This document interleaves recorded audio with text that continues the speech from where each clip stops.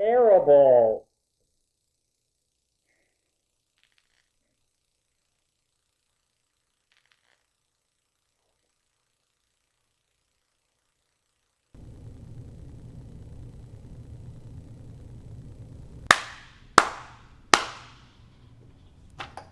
Okay, welcome back.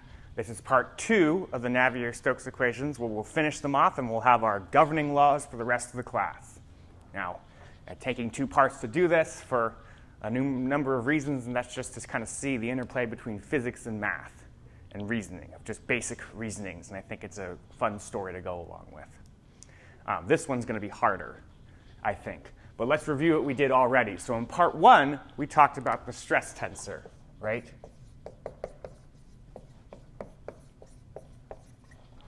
Right? That was the whole point of the first one, and that was the whole. And what we were trying to do was to assign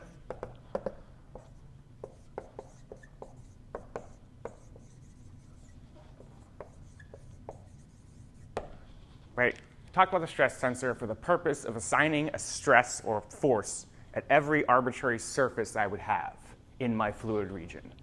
Okay? And then prior to that, we talked about sort of this study of about a domain of fluid and coordinate systems, right? So you could have different coordinate systems. How do you define a type of a region of fluid? Then you had this idea of maybe a boundary of the set, et cetera. But those are just ways to maybe better define how I would describe a force at any point in the field. Okay? And then you learn some properties really about this stress tensor, right? We called it capital sigma, and I'll keep with that, sort of, we know that it was symmetric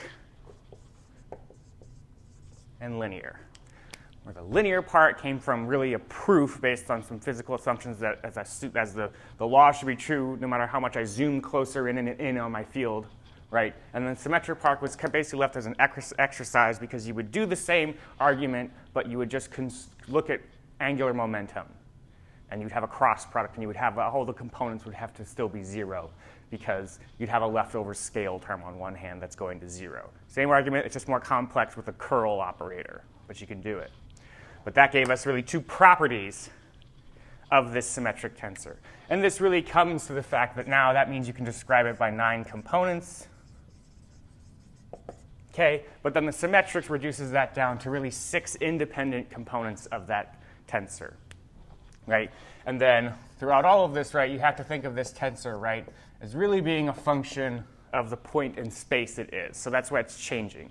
It's a matrix that changes throughout every point in the fluid field. So you call it a tensor, right? It's a much more abstract type of function that operates differently, but that's how we're going to talk about it. Okay. So, that's a lot to digest. And now we're not done, right?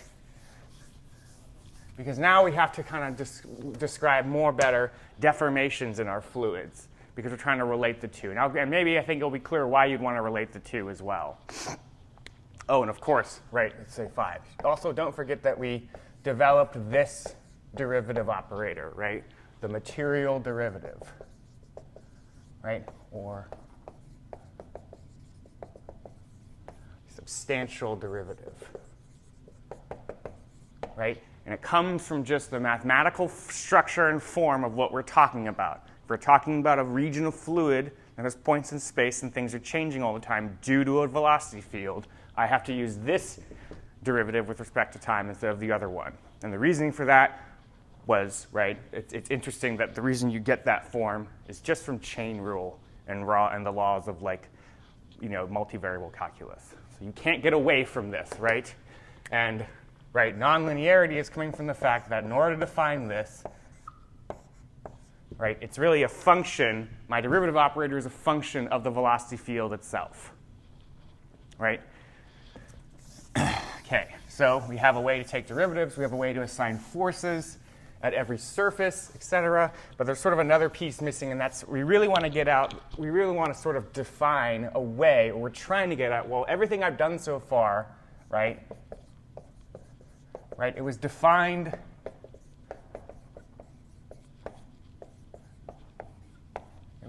in terms of the velocity field. So we're kind of stuck, right? You've made a bunch of cool claims about how to describe the fluid and motion, et cetera, but you've always had to cite that there's this velocity field that's a function of x, y, z, and t. But it doesn't help me because I don't know what that velocity field is.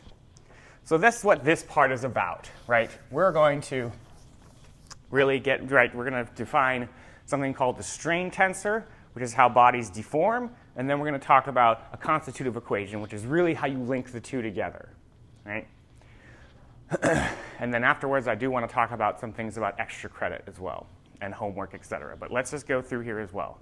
So I do want to preface that for this lecture, right, here's your sort of level of interest. Here's medium. Here's like kind of fun. And here's just like a totally disastrously depressed student. In this lecture, it's probably going to look like this, where I'm going to start off talking about some stuff, and you'll just sort of be, all right, here's Sam and his math stuff, and no one cares about that. I don't really like you at all, and blah, blah, blah, blah, blah. And then I'm going to get sort of into super abstract world, and then we're just going to be in here for quite some time for a lot of it, because it's just strange to talk about these subjects, and I'm working hard to maybe make them fun or just intuitively describe what at least you're trying to answer with these things. But you're probably going to live down here for a while. And then at the very end, when sort of it all comes together, it's really like playing chess or something, and you've just cornered your opponent, right? Then at the end, after all of this work, I think it goes like this, some exponential curve to just a maximum level of appreciation for what you've done, right? And sort of, that's just the beauty, I think, of a lot of these types of reasonings, is just how once you see it happen, it's really like you were playing someone that was really bad at chess, and you've just set them up for the worst loss of their life. And then, like, when you can make it happen, it just crumbles before them, right? And you do have to put in a lot of work to get there. So, without further ado, let's begin then talking about how we're going to end up there. So, this will be sort of maybe dull. Okay, so, right, before we had our little regions of fluid, right, the little d omegas. And I want to kind of talk about them in 2D because my hand's tired of drawing a 3D little cube all the time. Although you should always think of it in 3D, I think. But, right, for this sense, there is this little body of fluid, and we have the two ways to think about this. This could be going along on some sort of Lagrangian path, right? Here's my coordinate system, right? So I have a little surface I've drawn in my head of my fluid that exists, and it has some type of surface on it. So if this is like a little mass, right, this would be my boundary, right? The boundary exists regardless if it's an actual physical boundary. It could just be your imaginary boundary that you've drawn, right? And then always, this isn't really said, but I think, well, if I then have a volume of fluid and I then have a surface, I can define some center of mass of that surface. I just like thinking about that because if I've drawn some arbitrary surface in a fluid, right, that means just by mathematical vector operations of components, I can define at least some center of mass. Okay? So now I have this, and what you're looking at now is we have a way to describe the forces. I have to describe a way to force each one of these surfaces. I know how to talk about acceleration, so I know how motion should be described.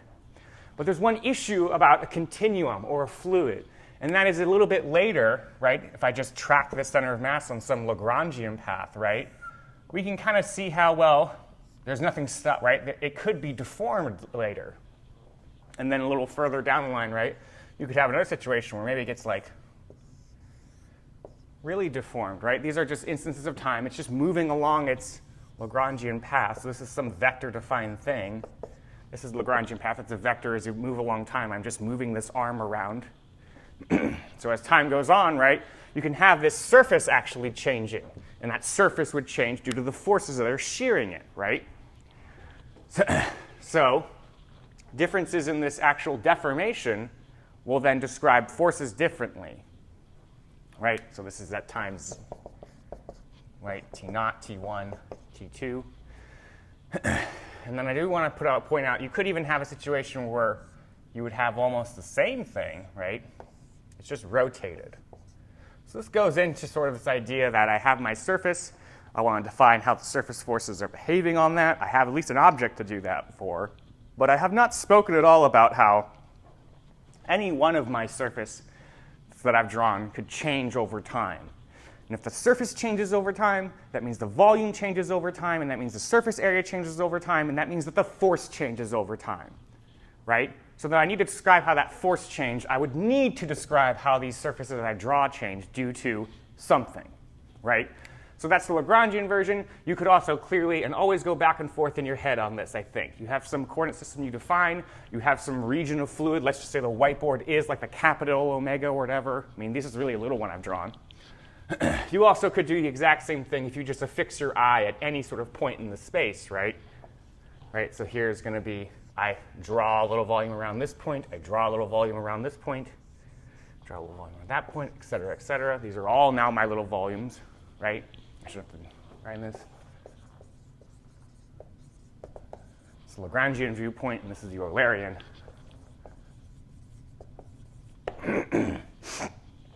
I now don't have some sort of vector path I'm defining as a function of time. Now I've just affixed each one of these.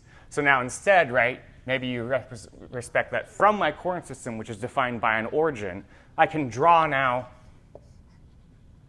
right, a steady, right, just some vector that's pointing to some center of mass. Okay, so each one of these has now just some vector I can draw to identify some center of mass, right? Center of mass being defined by, let's say, I draw some region around there at some time given to me. Okay, and the difference now here, right, is now each of these surfaces could change over time. So, right, the surfaces could all look like this, but then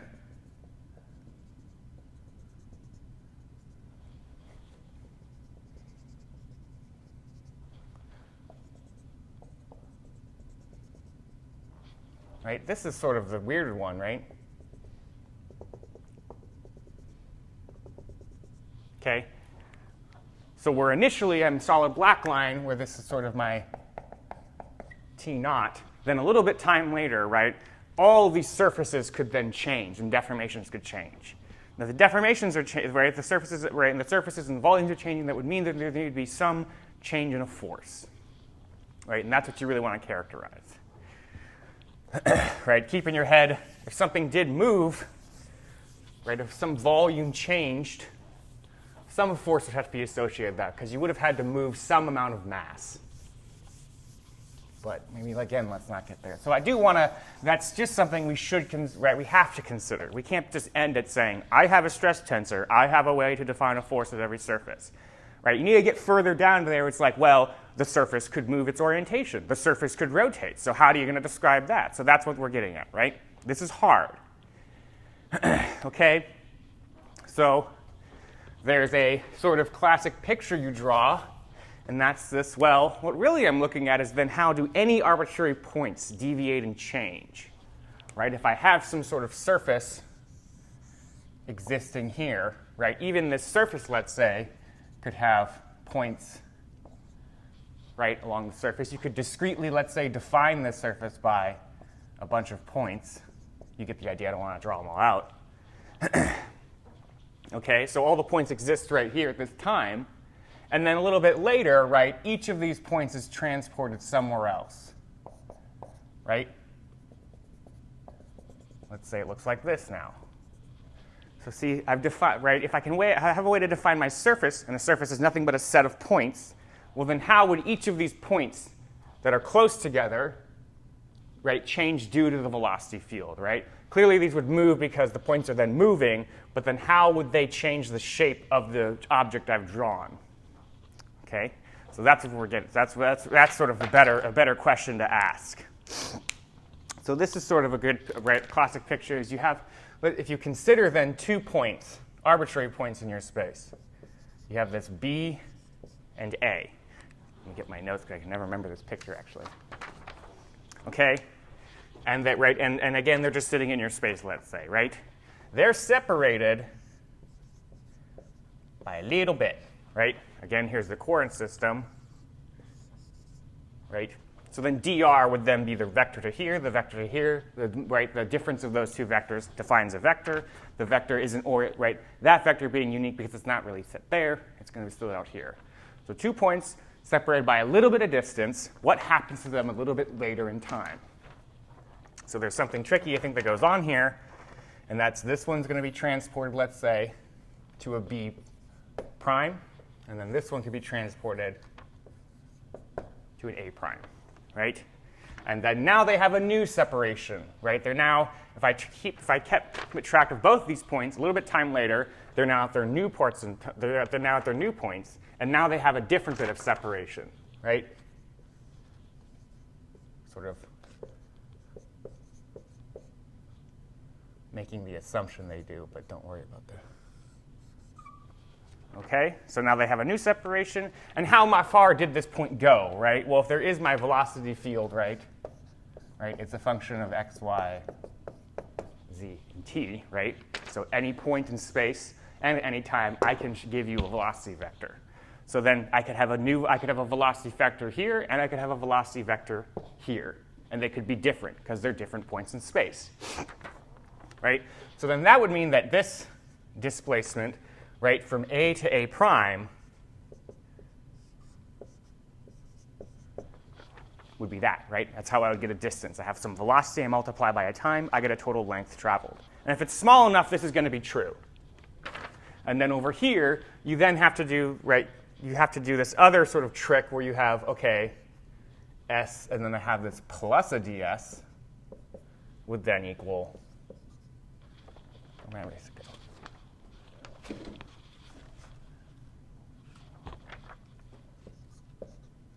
And then a plus a d change in velocity, and then by the same amount of time. OK, that's a good picture. I have the picture down. OK, all you've said here, right? Let's go over, right? Slowly, kind of what we're saying. I'm in my fluid. I exist, and this is defined everywhere in point of the fluid. I have a coordinate system, and I have a body. So I look at 2 points, A and B. A and B are an x, y, and z coordinate. They're separated by some dr. And this dr can be really, really small because I'm assuming the continuum hypothesis. Whatever. We can talk about that if it matters ever. OK, so then since the velocity field exists, we always have that sort of link, right, pinning us down, that we always have to quote this thing, even though we have no idea what it is. So then you go, OK, so then this point would then go to a new point. And what's it going to go to a new point as? Well, that would be this velocity times a dt, where this is taken at some time. A little time later, add a dt. It's right over here. And then this point, let's say, right, it travels a different amount. You're assuming then that there's, right, you are assuming then that the velocity field is different at every point, which is whatever. We'll get there later. So this is now, how far does this point travel? Well, it travels this and then plus maybe another ds. This could be a negative value too, so this is contained in that example. Here's where the velocity change is being talked about, right? This point is the same equation. You're just saying that there's a little bit of differences on both sides of the equation, where I'm saying that at point B, I have a different value of my velocity vector. Times a dt, I get a b prime. And then you have this dr plus the ds. OK? And then if you take the difference of these things, right, and you divide by the dt, you would get the dv and then the dr. But I sometimes have issue with that, right? So Panton does it that way. A lot of the textbooks we have do it that way. Kind of another more natural way I think I like to imagine this as. I mean, essentially, from this picture, you can write down my change in velocity is equal to something times a dr. Right? That's what the picture gets you, and you subtract differences and then divide out by a dt. But that's what you're going to get at. So then sort of what is this? And then also, this is also a matrix we're talking about. So importantly, the good conclusion of this, because we have a smooth enough liquid, is the fact that my change in velocity from point to point, right, I know is a linear function of the distance and separation between those 2 points. So now we're getting somewhere. I'm almost getting to a point when I can define this thing I've quoted existing the whole time. That I've said, well, my derivative is defined in terms of it. Everything is defined so much in terms of this velocity field. This is really the one time you get a way of saying how it's defined, right? But let's just sort of do it in a much more quick way, I think. So, right, you're interested in this velocity field, right? you're really at the point where you're going like, okay, I've defined my dt, I've defined a bunch of stuff now, but I really want to see what are the properties of that v. Can I get closer to describing this whole velocity field, right? And what did you say here? Well, one thing you're saying here is that, like, what does this function look like when these two, when 2 points are close together? And then what did you say here? Well, what you're saying here is just what's it look like a little bit different in time. Okay? So, right, how do you write the classic thing you can think about when you do things like that? And again, we could also think of an Eulerian version, right?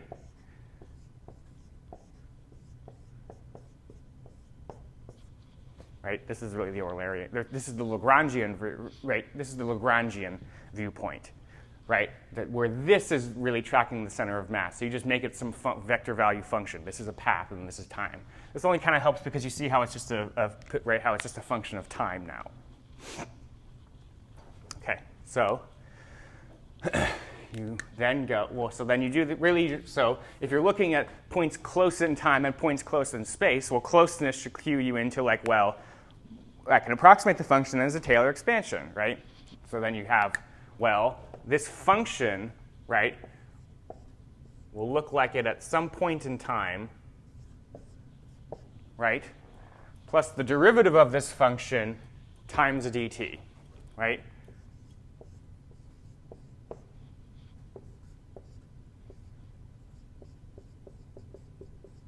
Right? And you evaluate this, t equals to 0. And then I have my little bit of difference in time. We'll call that the dt, right? Because this is just a t1 minus a t0. Right? So you call that dt because it could just be the difference of 2 points in time. You could say that t0 is actually 0, right? And then that goes away. And then you just say t1 is a tiny value of time. So then you just say it's dt. But again, this also is true just on any 2 points that are close in time. OK. And again, what are you saying right here? Well, this is also where it can kind of help to think about the Lagrangian viewpoint of a fluid motion, right? Because really this helps because you can say, well, r is a function of t and a t. So I can really ask myself, what does my velocity field look like a little bit later in time? And that's what this is saying. Well, it's like where you started, and then this derivative thing right here. OK.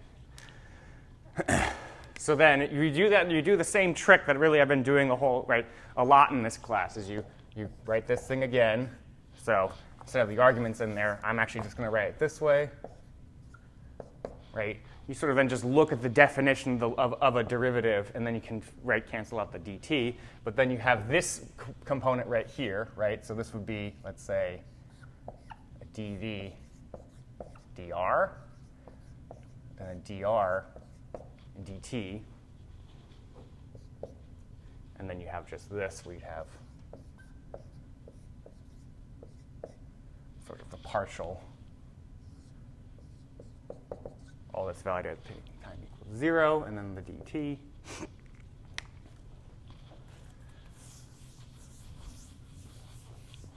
OK. This is an interesting, right? So this is now saying change in velocity over change in little points in space, right? This is also sometimes, right,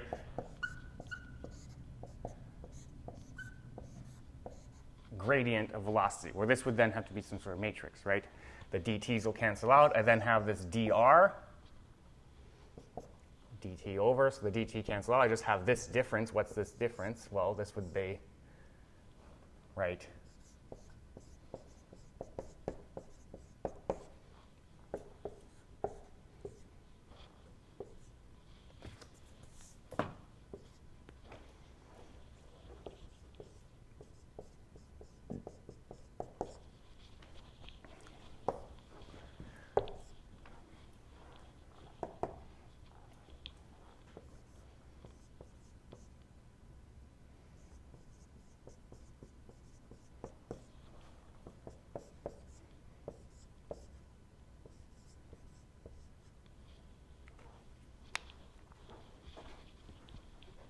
OK? And then you would move this over to the other side is one other thing you could do, because then you would have it be at any 2 arbitrary changes in time, right? So now you would have, if I subtract this off, right, you then get this, well, changes in velocity vectors, right, if my assumptions are true that I'm a short amount of time different and a short amount of space different based on this, is a function of how far away in space they are. Same thing can be done graphically. You can do it this way. But there's just so many things, assumptions of, well, of course there's a change in velocity here. Well, of course there's a different s. This just shows you, right, that like I'm just interested in points a little bit later in time. You can also do the same concept and derivative if you use the Eulerian viewpoint. You would just do the same linear approximation of things that are really close and small together when you take your derivatives, and you get the same object right here, okay, where that is something. This ends up, right, this is the some object that's telling me I can get closer to defining this velocity field if I know how far 2 points in space are separated. Okay, so maybe I've been using this gradient operator a lot. So how about a little primer or remembrance of how you have to like be careful of how you like define it or operate with it. You know, I just think of it as a multivariable derivative in space or multivariable derivative, right? But you do have to have some sort of careful definitions of how you want to use it, right? And the only right for us, right, you just if you remembered that you have to just think of it as a row vector.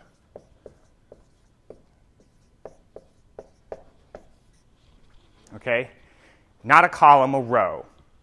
And people have done hundreds of years of math on proving that the gradient can't be a column vector, that it has to be a row vector. But we'll just use that. The fact that that's how I describe it. It's something that is just a row vector, right?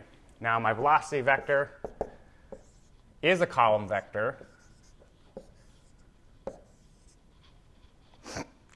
Where each of these scalar functions, these are now scalar functions. The component functions are scalar functions. They describe the scalar value of velocity in the x direction, the scalar value of velocity in the y direction, and the scalar value of velocity in the z direction. Right? So then this thing is a matrix multiplication, really, right? I mean, so that would, right, then this times this, right? You get a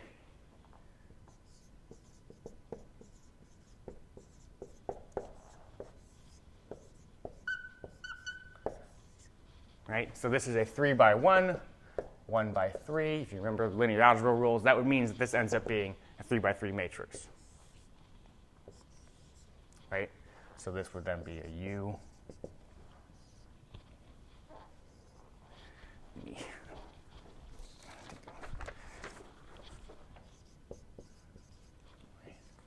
And this has many names because people study it all the time. It's useful in a lot more than just describing a fluid, right? There's the Jacobian matrix, which is just sort of some combination of all derivatives you possibly could have.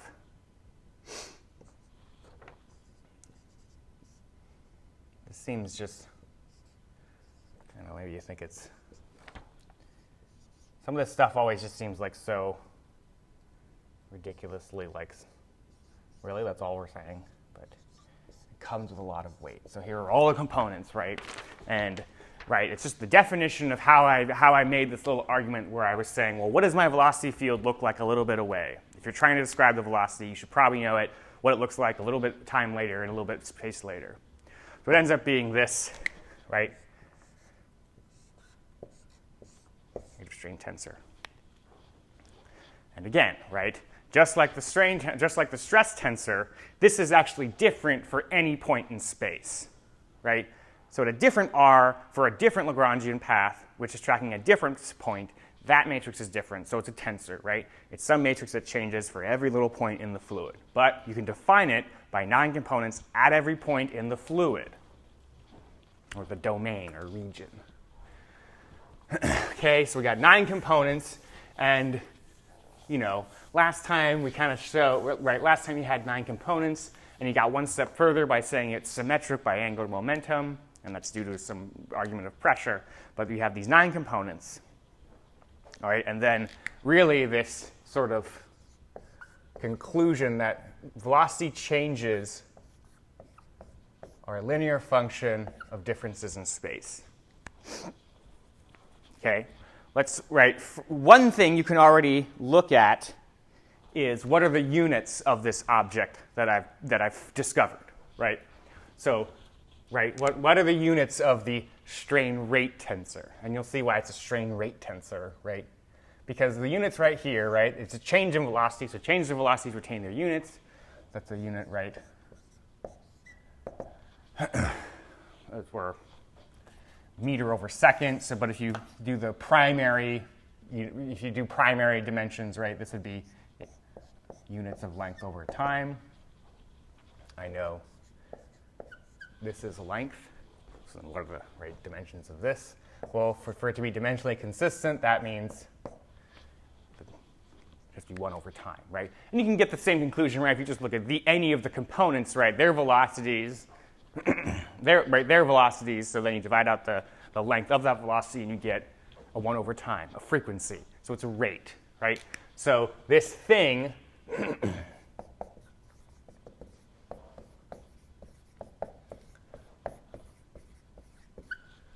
call it the strain rate tensor. So just how we had a capital sigma for the force part or the stress part, force divided by area, I use a capital S for the strain rate tensor or rate of strain tensor. I don't know why. Some people switch rate of strain tensor and then I've seen strain rate. Maybe rate of strain has a better linguistical meaning, but the idea is the rate is what's important. So you have a 1 over time and then this L. Okay, so maybe this makes sense. I have 1 over time, but then this strain is something that is, why would I use strain to define this velocity field? Again, we're just asking kind of naive questions, I think, which is how I like to sort of understand how something is going. What are the dumbest questions you could ask about something and get the result? Just asked, how does this field look? What's it look like close? So I'll leave these components up. Maybe if you'll notice, I think throughout the whole class, I enjoy symbolic notation, right? I don't do any of the indical notation that Panton does if you have those textbooks.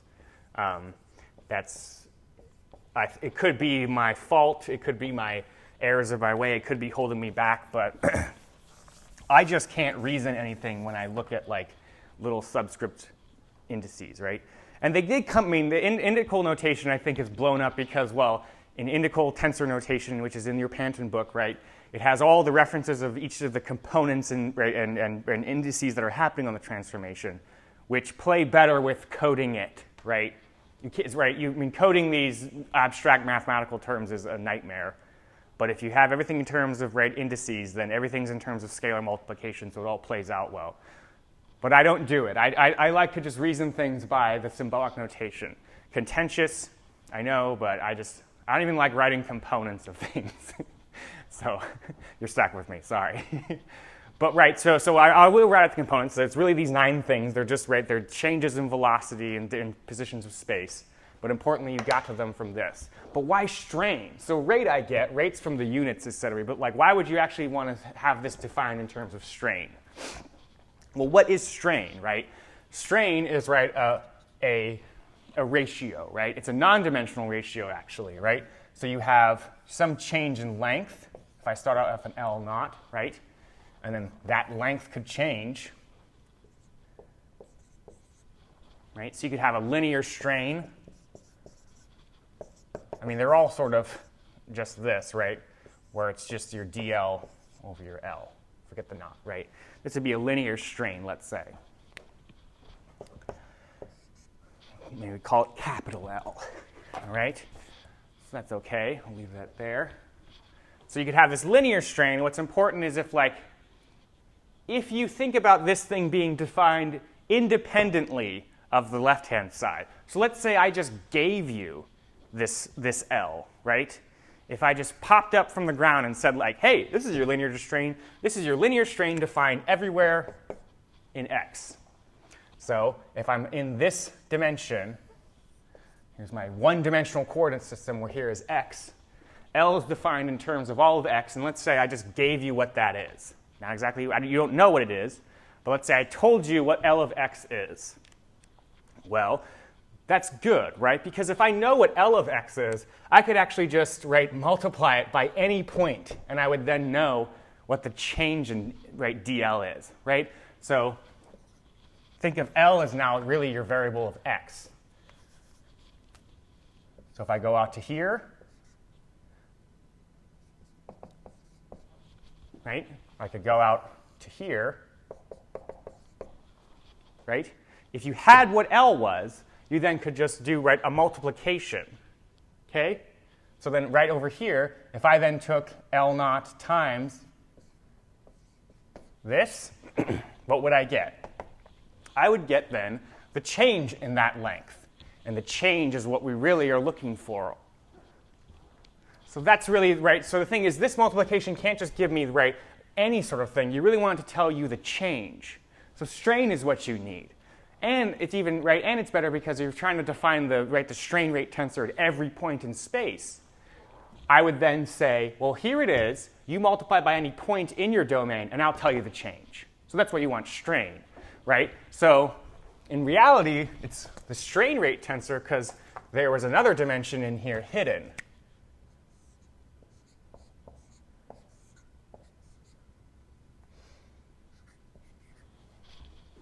Okay? So this meaning rate,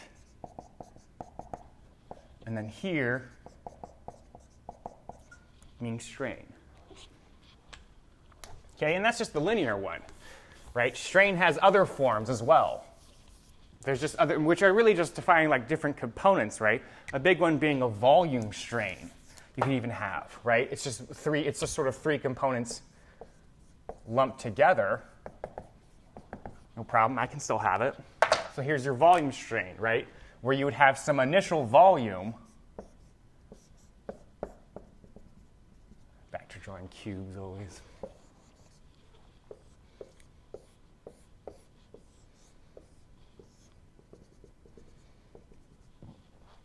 Right? Right? So volume I'm gonna talk about in terms of omega because I don't like using v because I think v is usually reserved for velocity. So that maybe I think I answered this on Slack too. I like to use capital omega because I, beyond my best efforts, always end up getting confused in my notes if I have v's and omegas floating around or just v's for volumes floating around. So I use the capital omega. And it also reminds me that, right, volume is really a definition in terms of how I've defined my space or my little bit of surface. So it kind of helps me remember that. So I have this, and then, right, if I, right, imagine that same volume sitting inside of here, right, you then have this, right, change in omega, or volume, right? So then the volume strain, right, is, right, this same thing, right? Dimensionless still because this is length cubed over a length cubed. And then you would get something like that, right? So maybe you could think of this as, and again, it's then, it could be defined in some point in space. So draw a vector for your coordinate system, right? Take the vector to the center of mass of your surface, defined in terms of this, right? Defined in terms of a boundary, et cetera. And then a little bit of change later, you would have this. So then again, you run the same process in your head. Well, if I gave you this, then that helps you because that could tell you then changes in volume. Right? Clearly, the volume has to change because of velocities as well. Right? If these points have to move if my surface will change. Right? If there's no velocities and points of themselves, then this volume can't change. The points on the surface couldn't move out if if x, y's, and z's aren't changing. Right? So velocity is right. So velocity has to depend then on how this volume changes with time, right? But it then, right? Think again, right? That means if I have a center of mass and I multiply by this, I would then get changes in volume. So it's a helpful expression, right? This is the idea of why you want to define it in terms of strain. It's just me on a soapbox talking about why you have to use strain and not just like any other object concept. It's because all we could determine was little bits of change in velocity. So you want some sort of strain rate to define these things. And then there's also a shear, which could be described in terms, right?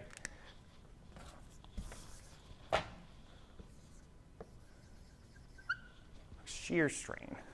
Sometimes it's called shearing rate. But so you have now a separate image, right? Here's my initial cube, and it has some dx, right? I usually think of it as an h, some height. And it's really, this one's very similar to linear strain. The only difference being is that you're just normalizing by a different, by a perpendicular height, not the parallel height.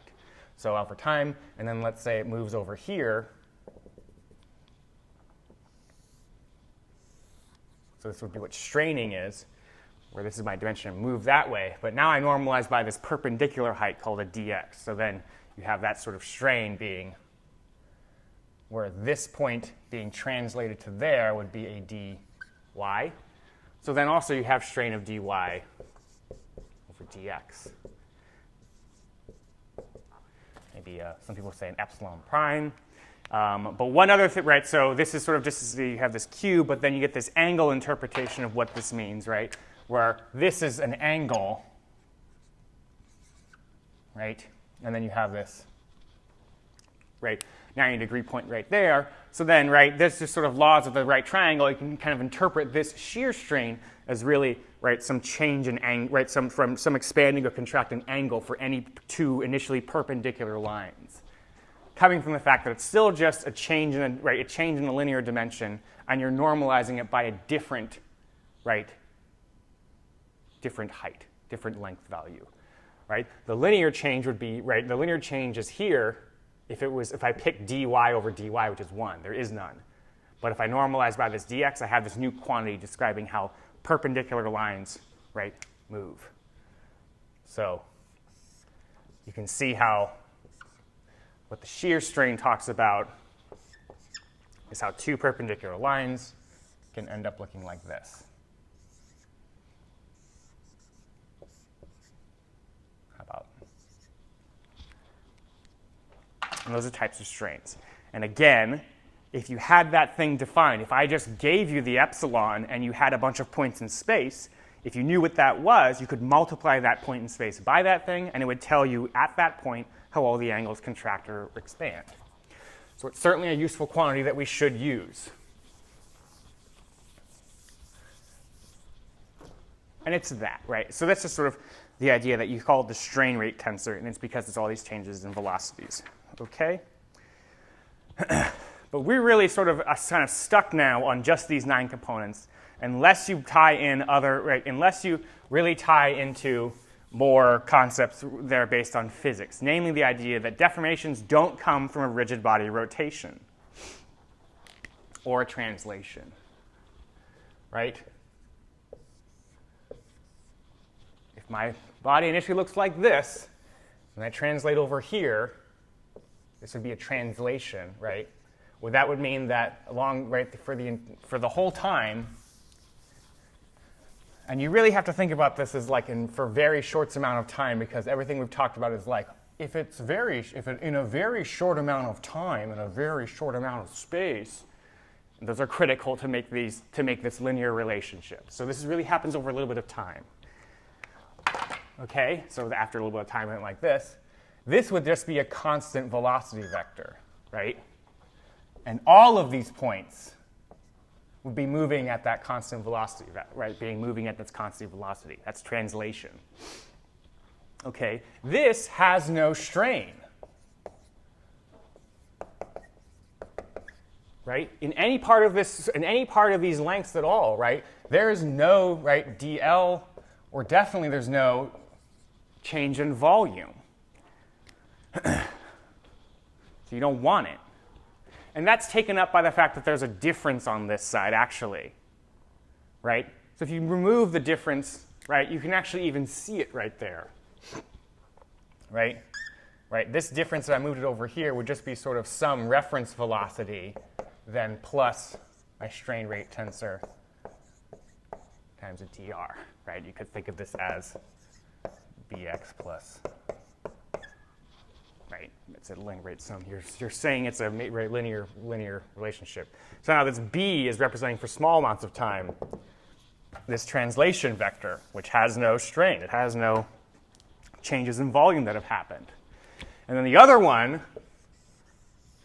is the stupid rotation, right? Which is so rough, I think.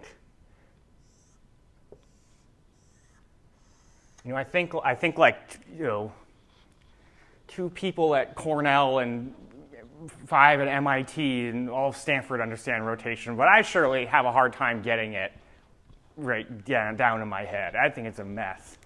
So again, after a little bit of time goes over, you could have the case in this change of all points in space. Again, you have some surface defined by a bunch of points.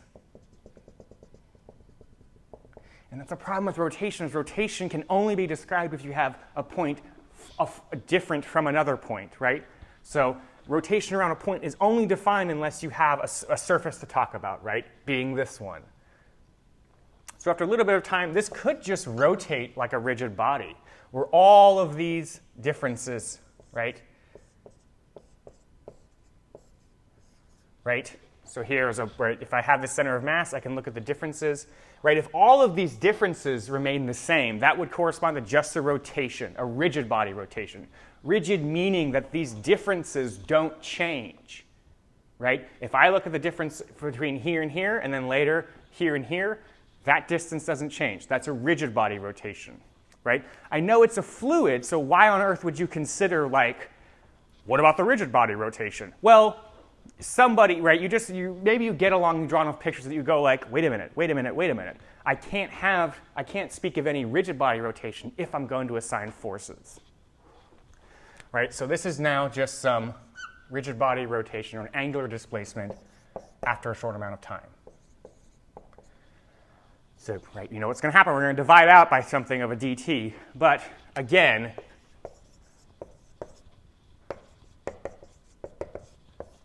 right, no change in L. No change in volumes associated with this. If there's no change in volume to my little surfaces I've drawn in the fluid, right, then if there's no change in volume, that means the surfaces haven't deformed at all. If the surfaces haven't deformed at all, then the force divided by that area can't change at all. So I don't want to be describing that. I need to describe the changes in changes in forces to changes in velocity to changes in area. So these don't tell me anything about that. So I need to remove them from this strain rate tensor. Okay? In fact, we really took care of this by thinking about changes in velocity on this side, right? If you moved it over, you would have a v0, the v0 corresponding to this initial velocity of all the points. And then you would have this new extra term. So the translation is removed if I only talk about differences in velocity. So some people say, there's this idea that translation is Galilean invariant. Well, that means if I only talk about changes in my phase space, whatever, right, then I've removed this translation part. But the rotation is somehow hiding in here. And I don't want to consider it. So just for reference right now, I imagine everyone's probably right here. And we're here for a bit longer, right? I've already lost you, and then I think we're going to shoot back up in a little bit. So I would say, keep track.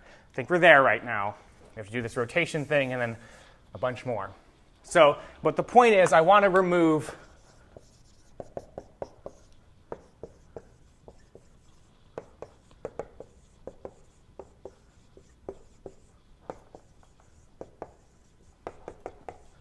that's what you're getting at from this speaking of surfaces, is that I want to remove the rigid body rotation because I can't prescribe a force or a motion associated to that matters. In fact, all it really is let's talk about then that. So we're putting the strain rate tensor aside. You know it has 9 components based on some sort of just Taylor expansion of what does it look like a little bit close and a little bit later in time. You have 9 components, but you want to remove that rigid body rotation. So then you have to then go, well, what is a rotation? Right? What's an abstract way I could describe some rotation? Well, there's angular displacements. So I'm not going to do that, I think, for you. Right? But people have done that, and people cite a lot. Right? I already said that we're not solid body. I already said that we're not solid mechanics, we're fluid mechanics. This is the time we're going to go into the solid body mechanic tool bag and drag something out, okay? So the solid body mechanics and really classical mechanics have thought about this a lot, about what on earth is a rotation. And a rotation really can be defined as if you have a center of mass of a body, right? So here's my center of mass point. Again, here's my coordinate system that I've defined anywhere in the space. So I can translate this coordinate system right up to the center of mass point. So I can take my axes and I can and put them right in there. So now I've oriented my coordinates at the center of mass of my body. Okay? What a rotation actually is,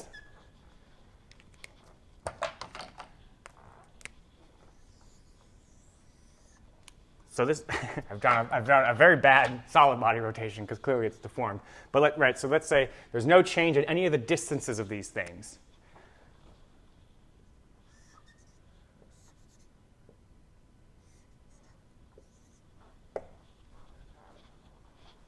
You still track the center of mass, right? This point is exactly that point, and in both points you set the coordinate systems, or you set your perpendicular axes. So what rotations are, right, is a transformation of this coordinate system, right? That's really right. That's a way to describe what the rotation is doing.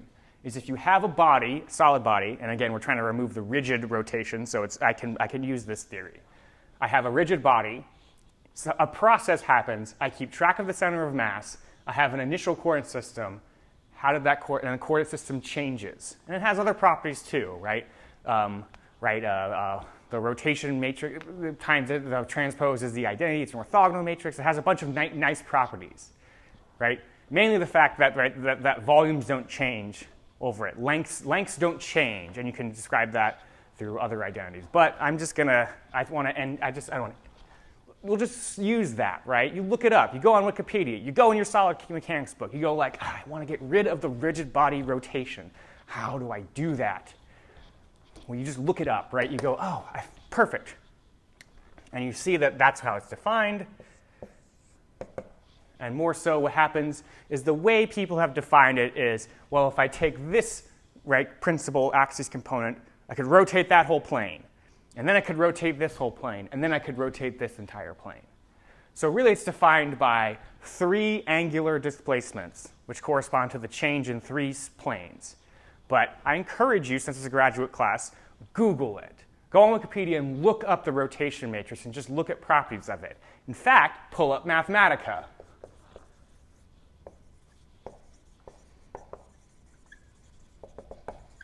Right now, pull up a workbook, right? And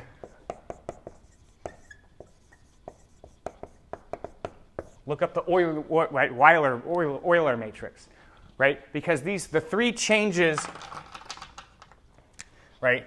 The 3 changes in planes. So if I took this 1, 2, and then an E, let's say 3, where these are components, right?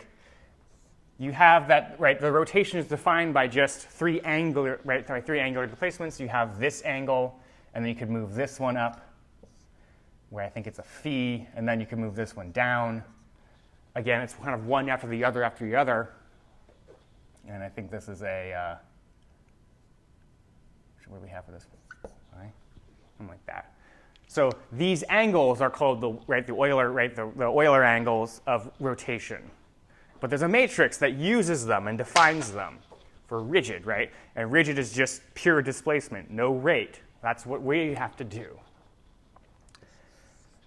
Right? Pull it up, and you'll just see that there are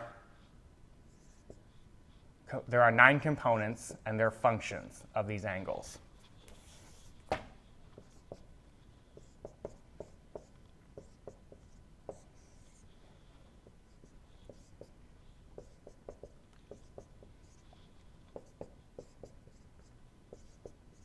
Okay, So sort of, I don't want to write this a bunch of times. So if you look at the matrix and just plug that thing in for like a variable, so then look up the documentation on how you actually input things into functions, use the escape pad to keep Greek lettering, learn how to write Greek lettering, but you could do this right now right while I'm lecturing.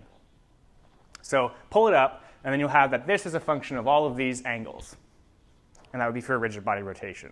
But what did we say? We did talk about the fact that this has to happen over a little bit of time. Okay? So this is a sort of change in rotation, change in time. So what you want then is sort of the change in rotation over the change in time. What's another way you'd want to understand that you at least want to have a dr dt? Well, it's a rate, right? So what are the units of rotation? Well, there's angles. Does the angle have a rotation? No, it's just the strain. So strain rate divided by a dt, you have a strain rate, an angular displacement strain rate. Or the fact that, well, you want to look at the time, so you take over the dt.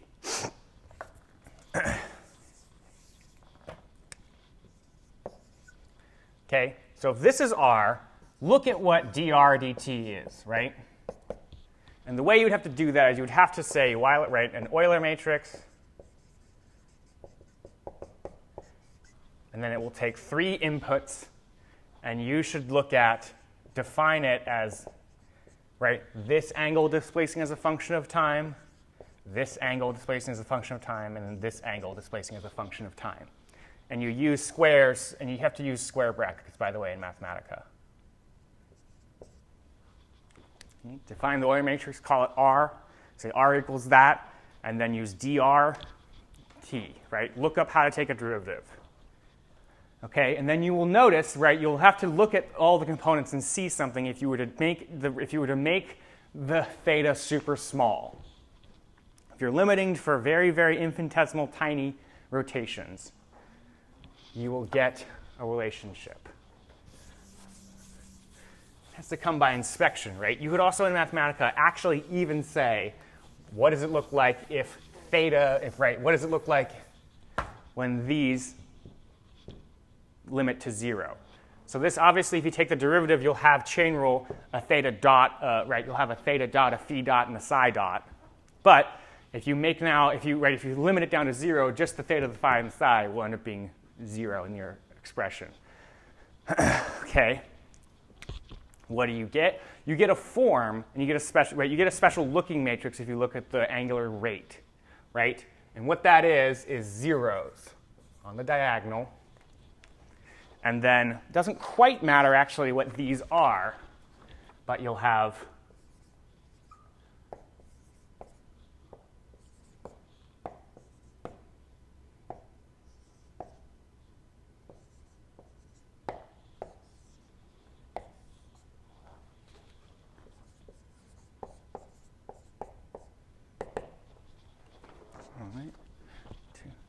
okay? So that's what you get if you take this rigid body rotation matrix and think about the rate of it, right? The rate of the angular displacements. And you want to use the rate of the angular displacements because we're talking about strain rates, right? So any angles, what's the rate of it's doing? You took the derivative, and you see it has this form, right? And this is true for any rotation I talk about. Right? Any rotation corresponds to how these coordinates change, which means that there had to be some angular displacement. That angular displacement divided by a time, you get this matrix form. Okay? And then much like we talked about a symmetric matrix, where if I take the transpose of that matrix, it remains the same, or the off diagonals are equal, look at this equation, right? What this is telling you is that rotation, or rigid body rotation, right, corresponds to any antisymmetric part, right?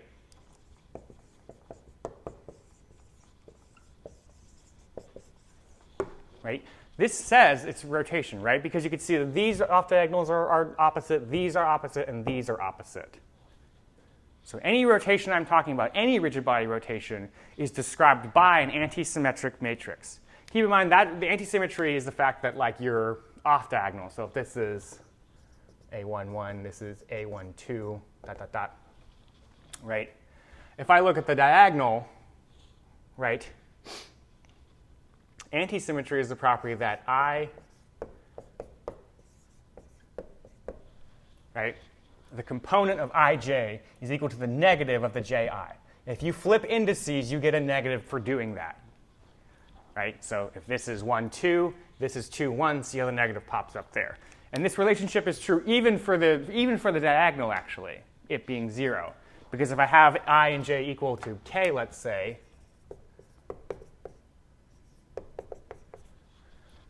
well, that's the relationship, right, which means 0, right? Obviously, 2 does not equal 0, so that means that this number has to be 0. Boom. So it defines all of them in terms of just their components. That's what the antisymmetric property is. Okay? But that's what you hold on to. You hold on to the rigid body rotation corresponds to an antisymmetric transformation. So when I was asking how do I remove or pull out the rigid body rotation part of the strain rate tensor, now you see, well, that means that corresponds to taking out the antisymmetric part from that strain rate tensor. Am I doing on time? Doing pretty good. Okay.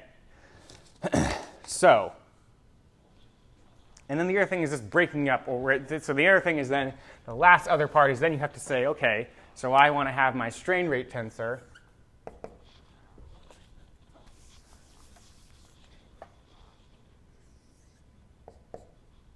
described in terms of a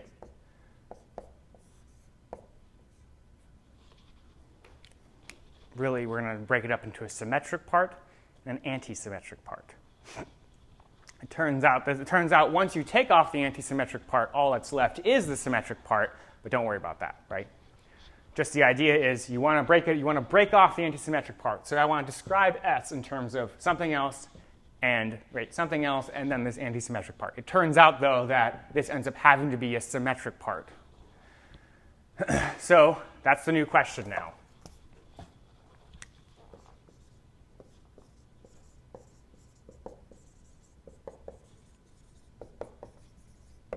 Right? What are these then? I know what S is. It's just that, right, it's that matrix with those 9 components, right? And they're just gradients in terms of velocity. And I have nothing more to talk about then. But I do know something about antisymmetry and rotations now. And I was motivated by that by knowing just, well, a rotation is not going to change any of my volumes, which won't change any of my forces, which means I don't want to talk about it. So I need to talk about now this. So how do you set that up? Well, it's just the 2 equations and 2 unknowns, actually, if you use the fact this. So I'll take S.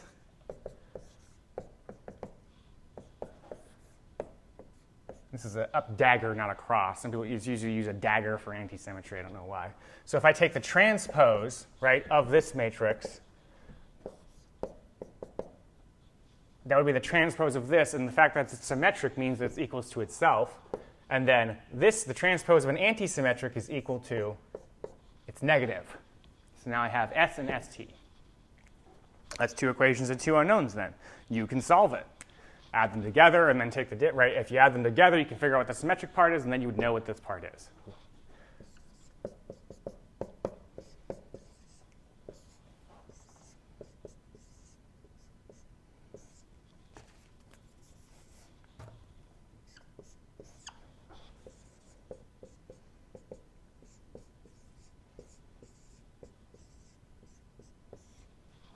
Okay, and that comes from, this one comes from adding these 2 together, right? So S plus this, and then you'd have 2 of these, take the half. That would be your symmetric part.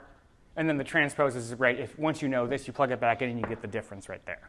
This is almost, it's like a absurdly simple relationship. I mean, right, even if you look back at what you've done, you've added the 2 together, right? It is true that it equals S, right?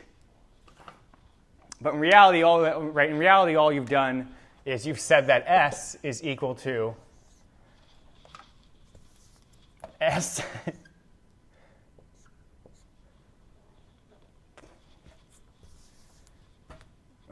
Right, so really, where you have S is equal to this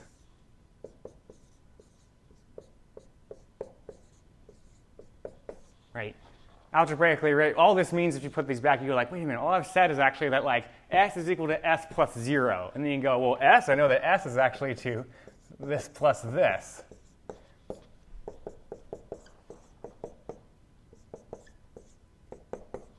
right? And then you just combine those 4 terms in a different way. So it's remarkably simple, I think, that that's what they end up getting. But this is the important part, right? And you know what S is, right? S is that 9-component matrix that we had that we couldn't say anything more about, right? But now we have a better way of describing it. Okay? So you have that the symmetric part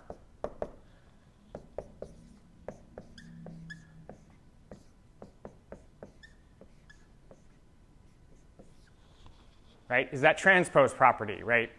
And again, remember that this is a matrix because of how the rho and then the velocity vector played together. And now I know and I also know what the anti-symmetric part is, right?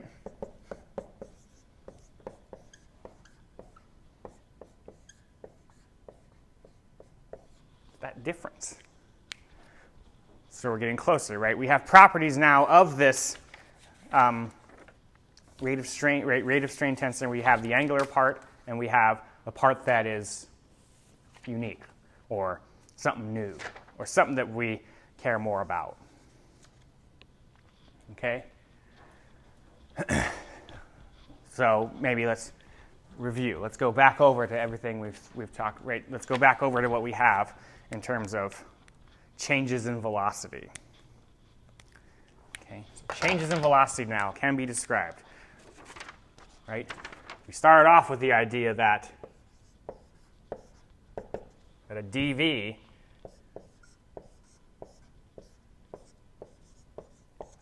started off with just this equation based on things should be close together and play nice with a continuum. So a change in velocity is a linear function of the displacement between 2 points. And then you've said, well, if this is talking about, I don't want to consider then changes in rigid body rotation. So now we just have a new way to describe this, right? Which is this.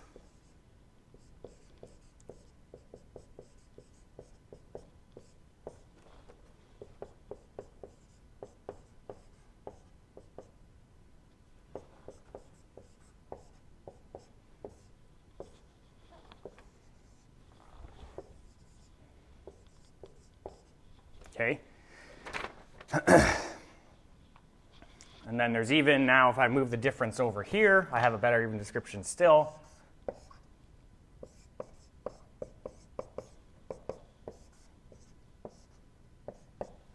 And I have all these now new parts or new ways I've described the same thing. But there's properties that are better about it, right? For instance, I just know now that this corresponds to all rigid body rotations.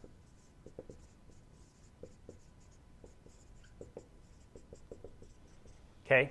And then there's really then this symmetric part, which we haven't described too much yet. We just know that it's there, and that's sort of what's left over. It ends up having other, right? It ends up, right? This ends up being kind of what's left over, right? Really, which is the deformations. Right? This thing is responsible then for any of the changing surfaces I had, right? We started off with this idea that, well, if I draw some surface initially, it could then change into something later, where this is the exact same surface I've drawn, right? So it could be advected a little forward, or it could ride along a constant velocity path, which is this part right here. So this part's this translation. Okay? So it could move and translate a little bit. It could rotate, which is this part. But then all of this shearing and deformation I now can identify being this object, the symmetric part of that strain rent tensor, the symmetric part of how the velocities change, the symmetric part of this velocity gradient I took and just had 9 components. So I'm closer to something, right? Got the translations. I have a way to factor out now this rotational part that has no effect on strains or volumes that I draw. And that's good, right? So I think I might leave that for our next part, right? So there, right? So maybe you could stop right now and appreciate. It's kind of hard to appreciate, right? But we're at least closer to something, right? We're at least closer to just describing this velocity field a heck of a lot better than we ever did before. We know that's a linear function of how far 2 points in space are separated by. We know it has parts. we've been able to factor out this rigid body rotation part based on just, well, that's what rotations are. We've factored out this translational part, which is just like, well, there's some initial velocity anywhere in the space. And then there's this deformation part, which is the thing of the study now. That's what we really care about. Okay? I might shift ahead. So there's another thing on, we can even subdivide this part even more. Okay? Right? So, again, this is my S star. That's the S. Right. Okay, so maybe, no, just remember in my notation that I have this is an S star, X dagger. And I get this because I just, put back the difference on the other side of the equation. So we even subdivide the symmetric part. Right? The S star is something more we'll describe better about.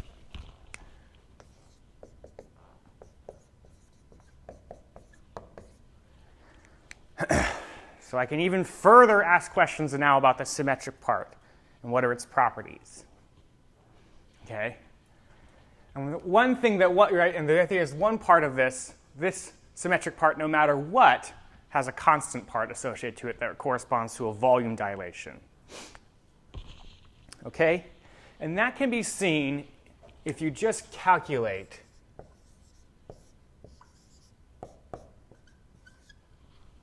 a change in volume, a volume strain. Right? And then you tie that together with something else about the components, right? And that is, if you do remember what these components are,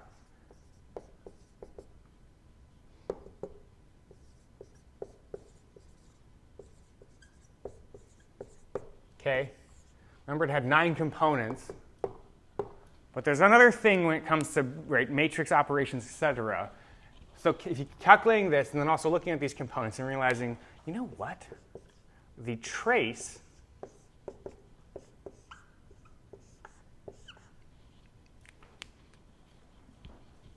is the sum of the diagonals on that thing, right?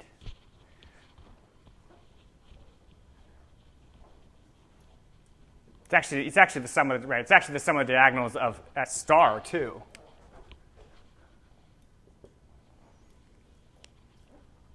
And you can show that, right? I mean, the diagonal of this is the diagonal of this symmetric part is 2 times the diagonal, but then you take the half, so you just get it back. So that's that's one thing. Calculating this, you can do these component things. You can do you can do Stokes theorem, etc. I have it wrong in my notes.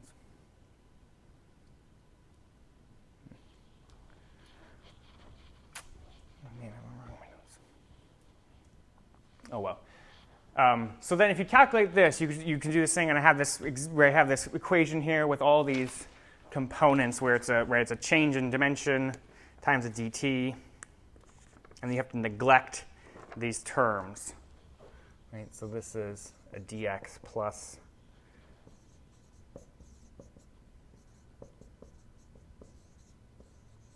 and this is nothing more than I have an initial volume with these dimensions.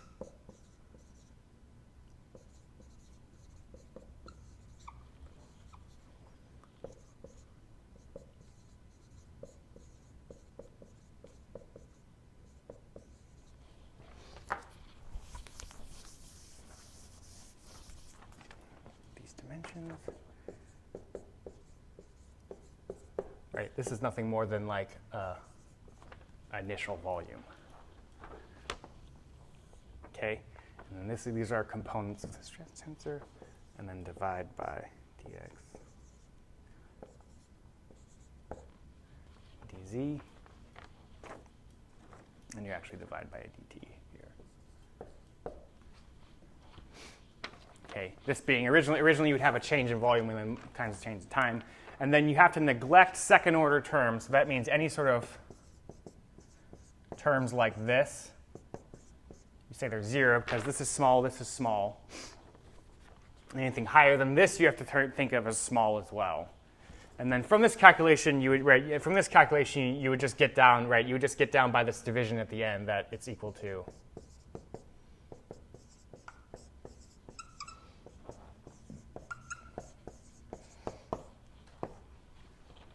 Right? Volume strain can be identified now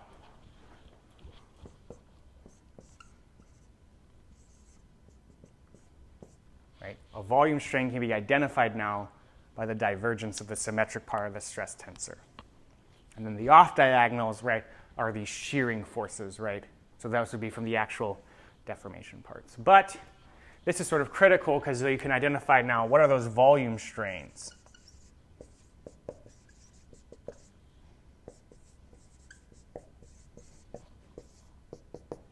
Okay, from a calculation here. And you can do the same thing, actually, if you just look at like the Stokes theorem or the divergence theorem itself. So there's other ways people show that the volume strain is this. Okay, and then and then the other part is then, well, almost a seemingly ridiculous separation now, or factorization of this symmetric strain rate tensor, is you then say that, okay, so I have my strain rate tensor. I know it's equal to a volume strain part, right? And you do this thing where you have a 1/3. This is the identity matrix right here, because, of course, this is a scalar value. So it's the identity matrix scaled up by a value, that value being the trace, the divergence of this. And then the 1/3 is a trick that makes things play out nicely.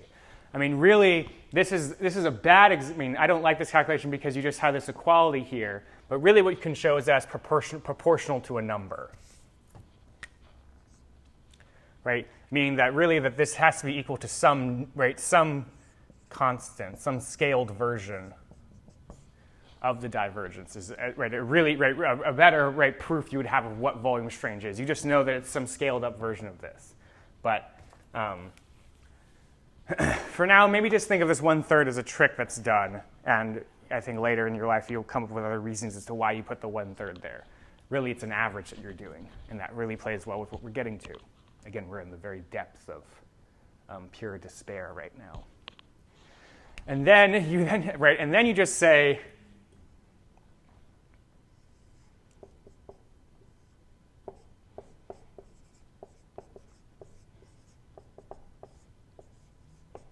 of course I run out of room, right?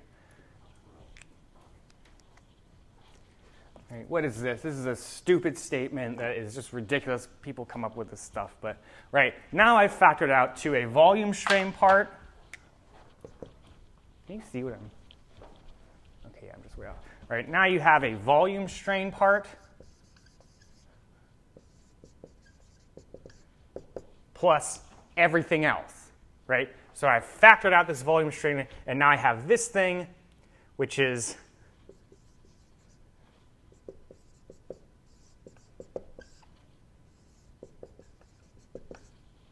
denoted deviatoric strain or something like that.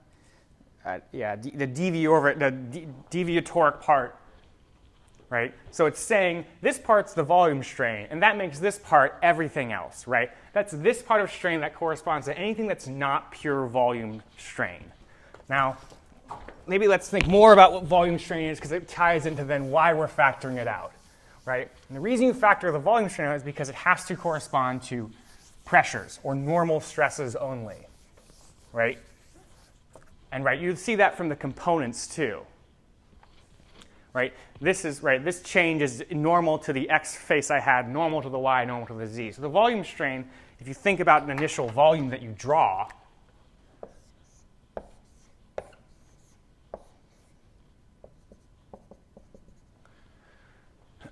okay? And this is this idea where here is this dx, here is the dy, and here is the dz, okay? And then each of these, right, and each of these are then strained, right, by some amount. And that's how you form that calculation right there, right? So after a little bit of time, okay, everything's changed, right? Where now each of these lengths are this, right? you can get it by the change, right? This would be the change in u, and then you have the dx there, so that units cancels out, then the dt gives you back a length. So that would be new. So then all this equation is obviously if you draw out that picture, you label each side correctly, so I have a difference in volume divided by initial difference, and divide that by time.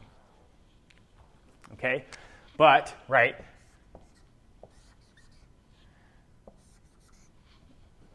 this is due to the fact of normal changes in velocity, right? If you just pulled these surfaces further out, right, based on there, you would get then a volume dilation and change, right? So these are due to the normal ones, and the off diagonals are due to the shearing ones. So the volume one is telling me about how boxes expand or contract symmetrically, right? Not different from the other ones.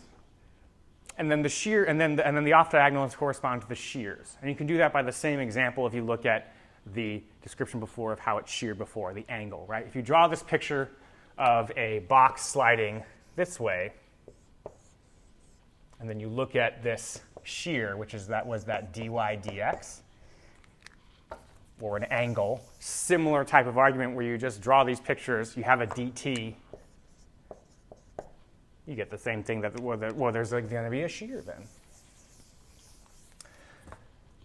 But then this part represents then these shearing forces and sort of everything else that goes wrong that isn't just, right, thermal expansion or contraction. Okay, but this is going to be due to pressures, where pressures have to be due to the normal forces. Okay. So maybe that's hopefully enough motivation as to why you would break off this volume strain, because later on I want to identify things in terms of pressures and in terms of shear forces, right? In terms of things that are happening normal to surfaces or these things that are happening on the perpendicular side. So now we're stuck totally though, because I have this object, I have this S prime that talks about how my little box changed.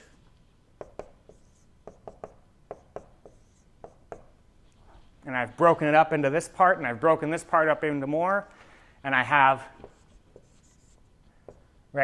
this stress tensor, right, which describes forces on each face, but I have no way to relate them, right? This is for F equals ma, and this thing came up on the F side of the ma, and then the A part had a velocity in it, right? This was a surface force. Remember, it had to be equal to, right, or let's say proportional, right, this d velocity field, dt, right? And then this S part is also, right, proportional to the velocity field.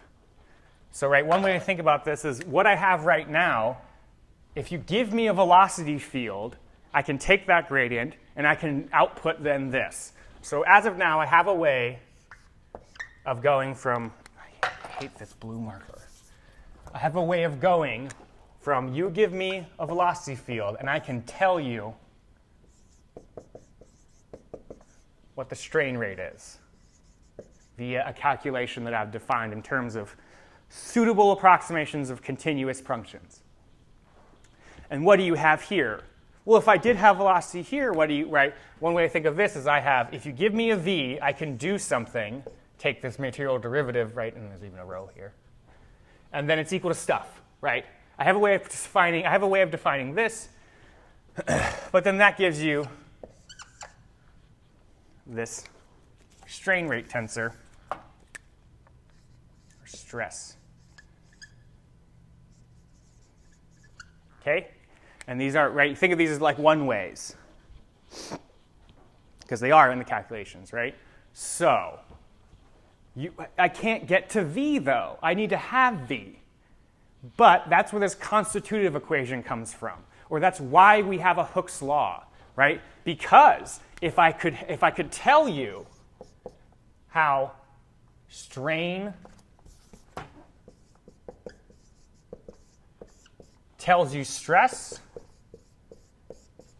well, then I can get you, right? Well, then I could get to it, right? Then I could get back to the v.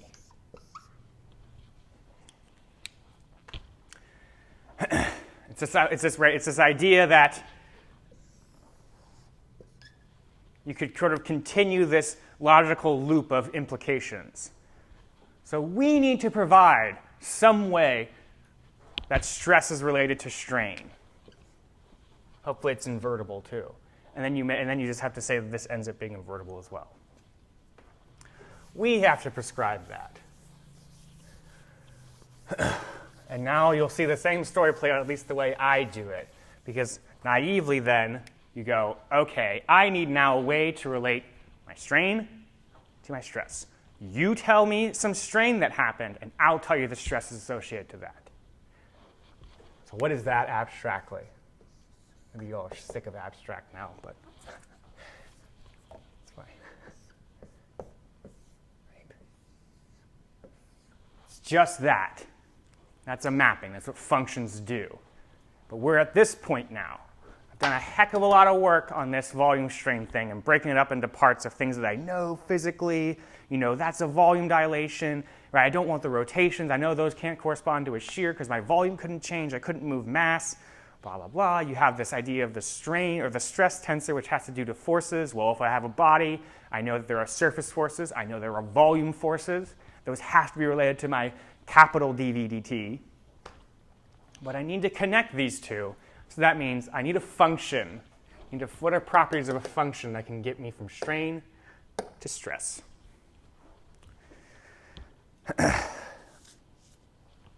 So there are just some more natural sort of requirements, right? Let's think about how we broke things up. We had this. So this is the sum of the two things. So, right, one good, right, of course you have this assumption that it's a linear function.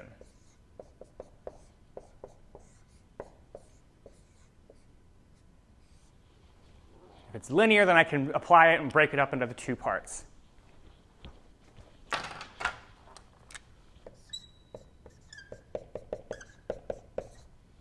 Okay, 1, linear. I want it to be linear. Again, why would you come to that assumption that you should at least say it's linear? Well, first of all, if we talk about derivatives, we've already done it a bunch of times where we take a Taylor expansion, we make things look like linear functions as well. And that really has deeper implications to how smooth this function and continuum of velocity must be. Right? So it just plays well with all the fact that we're talking about derivatives. If all of my laws are going to be true down to a tinier and tinier scale, it'll end up that linearity has to be true because I want this to be true. So that's right. So the linearity is a good assumption on this function. If I zoom in further and further and further into strain rates, I still want to be able to find the stress.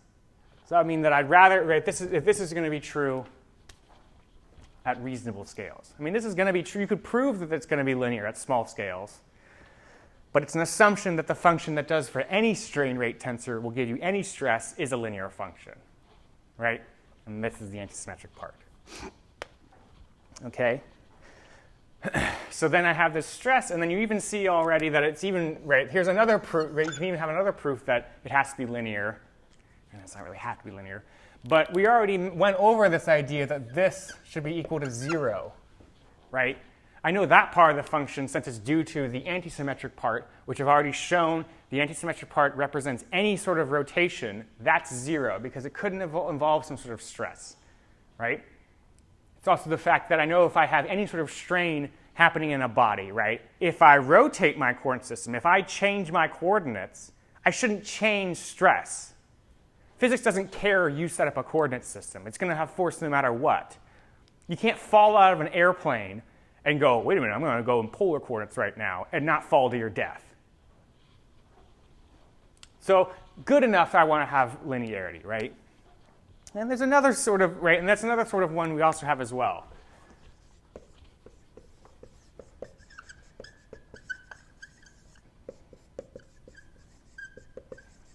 Right? And I just said it, but that's a way I could say this. And that is sort of this should still be equal to the same stress.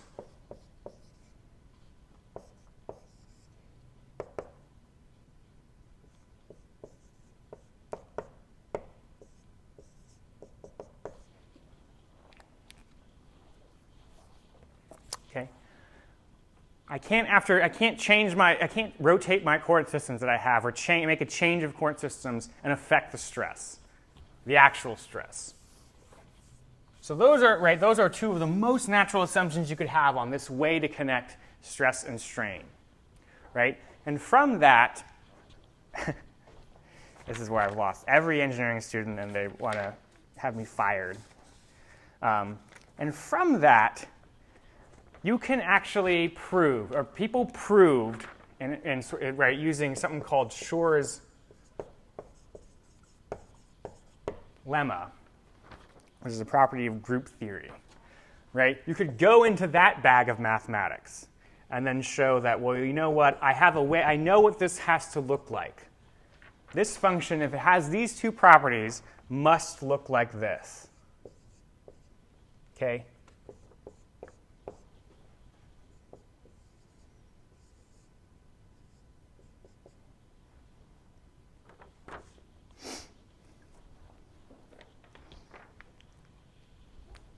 And then you have this E dot being defined as 1/3 the trace. So now maybe you do have an understanding why you would put that 1/3 there. And this is the deviatoric part. So I call this deviatoric. I have a little tilde for that. So just on these two things, you'd go into the bag of what does my function have to look like. You would have that it have to be some linear position, some linear superposition of a pure volume dilation part and then this deviatoric part. Right? Or then this E dot's defined in terms of that 1/3.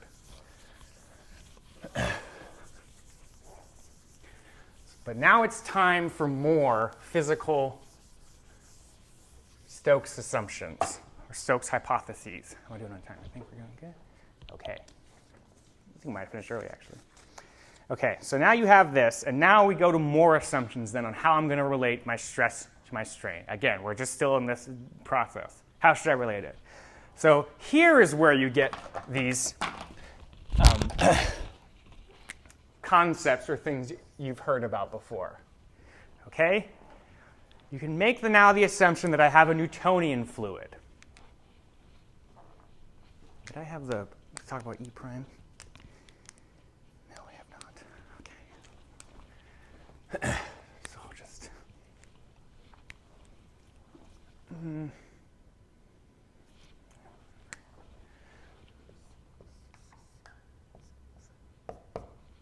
Okay. Newtonian. So Newtonian says this. I'm going to say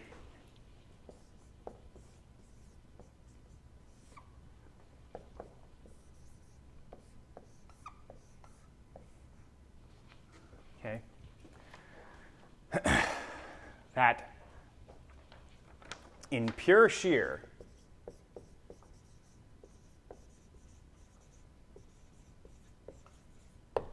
and that's that picture you have of, right, this sort of only shears happening.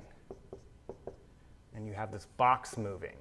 So the only types of shear happening here are the only types of strain happening here correspond to this shear strain, right? Where this is the angle here. So this is for a 2D imagination. But even more general, Newtonian fluid doesn't just care you drew one little box. It's going to be just true of all of the strain. So you have this idea that if I just strain some volume anyway, that stress corresponds linearly. Right? This stress is just a linear scale of the velocity gradients. That would be what a Newtonian fluid is.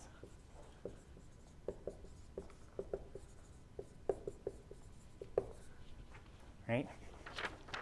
More reasons as why you would maybe say this, right, is here's this sigma prime. Now, sigma prime I have to introduce because of pressure, thermodynamical pressure, right? So I have to say that really I have this sigma. Again, you just keep breaking off little points, right? Which is just, right?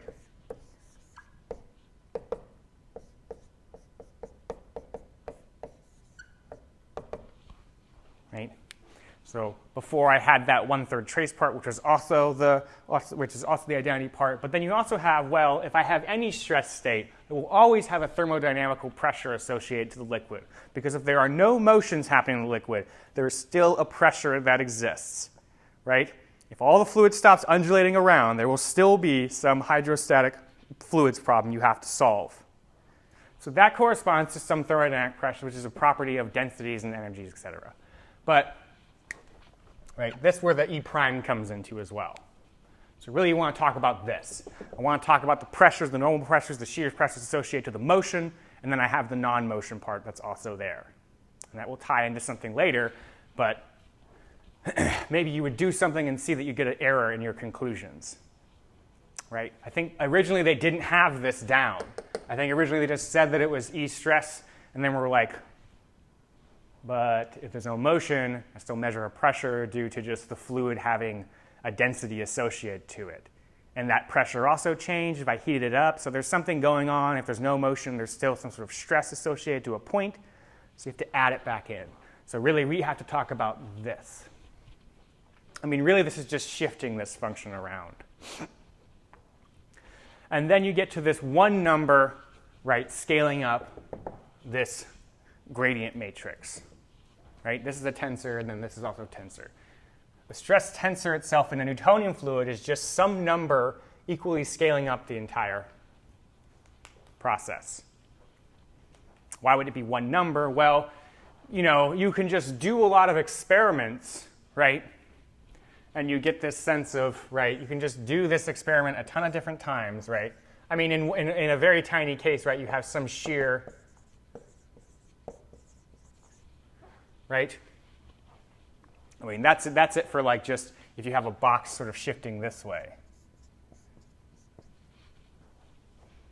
Okay? So then what does this say, right? Well, if I have, I mean, if you were able to measure this quantity and measure this quantity, right? If I have a way of measuring shear force and I have a way of measuring a velocity gradient, okay, how would you measure a velocity gradient? Well, really, you would measure velocity at a bunch of points.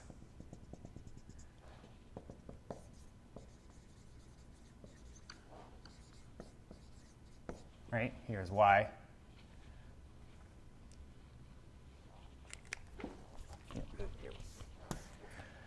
So you measure this u at each time. You see that it's going faster and faster the further I go up in the y direction, right? So I put my probe here, here, here, here, here, and here, and you see that this is that it's increasing more and more. And then you have a way of measuring stress, let's say, on the fluid. And there's nice ways of doing that as well. Well, the whole thing is right? If you did that and made a plot of something like this, you would just notice that you would keep getting the exact same measurements, right?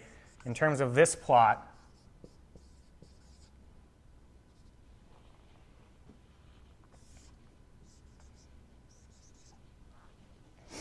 right? And what is this? I mean, again, we looked at this, right, where this is sort of, right, strain rate tensor, right? A component of the strain rate tensor. Okay, so that's the slope of this line always ends up being just some number, right? And then what is more critical is if you could do it for any sorts of motions, et cetera, you hypothesize that it doesn't matter if this was a v, a y, or any of them, that you would just be the same number, right? So in a Newtonian fluid, right, we could take any of these, right, in some state of stress, and we somehow design it so it's like that. And isotropically, it should also make sense that the fluid doesn't care about what directions they happen. But each one of these slope lines is just the number mu, which we call the viscosity. That is, right, that's the assumption that you make. And then this also says, this is also an assumption, you can have more complex relationships between how stress is related to strain, right? And that's what the non-Newtonian fluids talk about, right? So if you have non-Newtonian fluid, it doesn't obey this property, right? It was your poor assumption of how you wanted to relate your stresses to strains, because there are fluids. In fact, most fluids actually, I think, which is amazing to me, it's just how slow of a process science works, right? Right? Foods, a lot of biofilm fluids, et cetera, right? They actually don't behave with this straight property. They maybe do in a very, very tiny part, right? And if I zoom into maybe this part, I can get it to look like a Newtonian fluid. But there are just a lot of times where it doesn't look like that, right? It could go off. It could go like this, right? Where this is strain. As I go more and more, if I strain even faster and faster, it doesn't keep on this linear approximation, right? So one way to think about this Newtonian fluid thing is you could think of it as there are some special fluids that do exist in this line for the entire time, or I have a theory that just describes this little tiny box right here of fluid motion, right? Because you could write anything if you get close enough to 0 would look linear if it's continuous. I don't think there's any example of like a fractal or a fluid that's like almost behaves fractally, where the closer I get, the worse the viscosity looks like. But that's the idea. Either right now we have a way of describing a subset of fluids like oil, silicones, glycerin type mixes that will behave Newtonian-like, and then there's a bunch else. Or you think I can describe any fluid if I zoom in real close to these tiny strain rates and low shears. Okay, soapbox Newtonian, done. What else do you have? Well, there's also this idea of gases, right? Because we also said a gas also can't support a shear stress, and my theory has to describe the fluid, liquids, and the gases on equal footing, right? So really, this is a statement about this part, right? This idea is really behaving around here, but I have this other process here happening that I broke off that was about volume strain, right? So the volume strain is another property that we need to talk about, and that's this idea of a second viscosity. Okay? Right? Where this is sort of this whole process right here. Okay? And this is saying that this is going to be linearly proportional.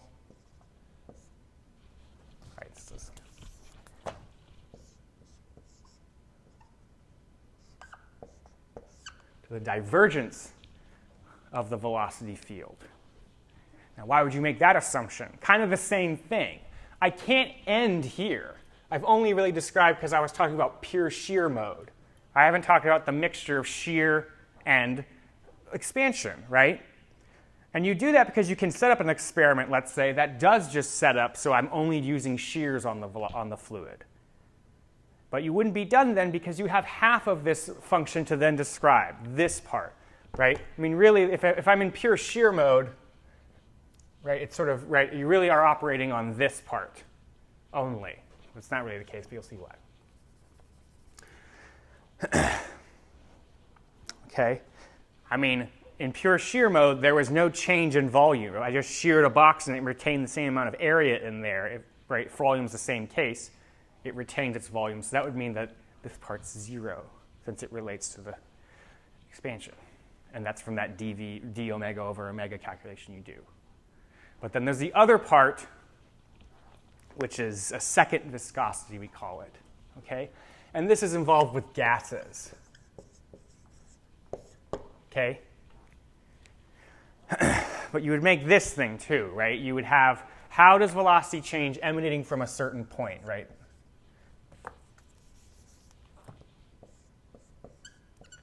And the idea that you would have stresses associated to this expansion, and it'd be linear proportional to this lambda, or something called a second viscosity.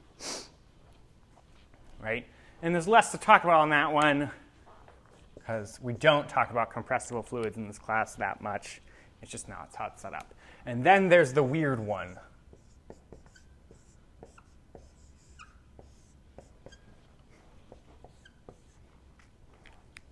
And this is called Stokes hypothesis. I call them all Stokes hypotheses. But really, this is also some weird one, and it's based on the physics. All of these are actually assumptions on how you'd think the fluid will behave. But then there's this one right here. And this one's sort of strange because it's saying the average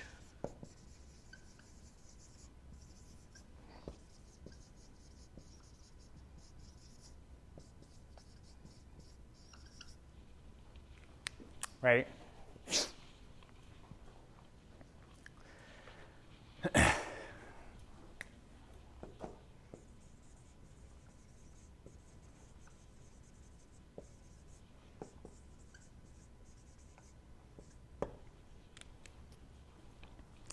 average of my total stress tensor, the part that didn't care about the coordinate system you were at, whether it's moving or not, should be equal to the thermodynamic pressure. Okay? And that is related, right? That is again related to this idea that if there was no motion happening in the fluid, then there has to be some pressure still existing there. So whether or not there is a V or there's not a V, that still has to, right? You still have to have some pressure that you could measure with a probe. And that comes down really to this idea right here, where you have a thermodynamic pressure or this thermodynamic pressure as well. And the negative, right? And the negative being that the pressure is associated to the contraction of volumes, right? The more pressure it is, the more you squeeze a volume. And we don't see the pressure, right? We don't see like positive gravitational forces. That's why negative's in there. Okay. Okay. Sorry. I'm going to go over 2 hours on this one. Okay. So that is sort of what you call, right, this idea of a Newtonian fluid. We have second viscosity for gases, really, or anything would have to have it. The gases, okay, and you have these 5 assumptions on what F looks like. And you have the Schur's lemma of the property of it, and then you have these, you have the next 3, you have 3, 4, and 5 to further pin it down of what it is, right? Keep in mind also this proof of like how it's rotation invariant and blah, blah, blah, blah, blah, blah. It just tells you that these alpha and beta are just real numbers in number land. They had, right, you haven't connected them to physics at all. But using 3, 4, and 5, you can, right? All of those things imply this. And this is extra credit, I think, to show this. Because maybe it's weird at first, but it's a lot of fun when it does actually work.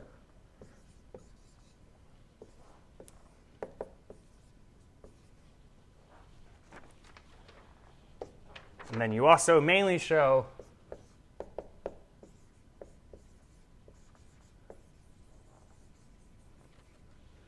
right? This implies this, actually. So some people will actually make this Stokes hypothesis.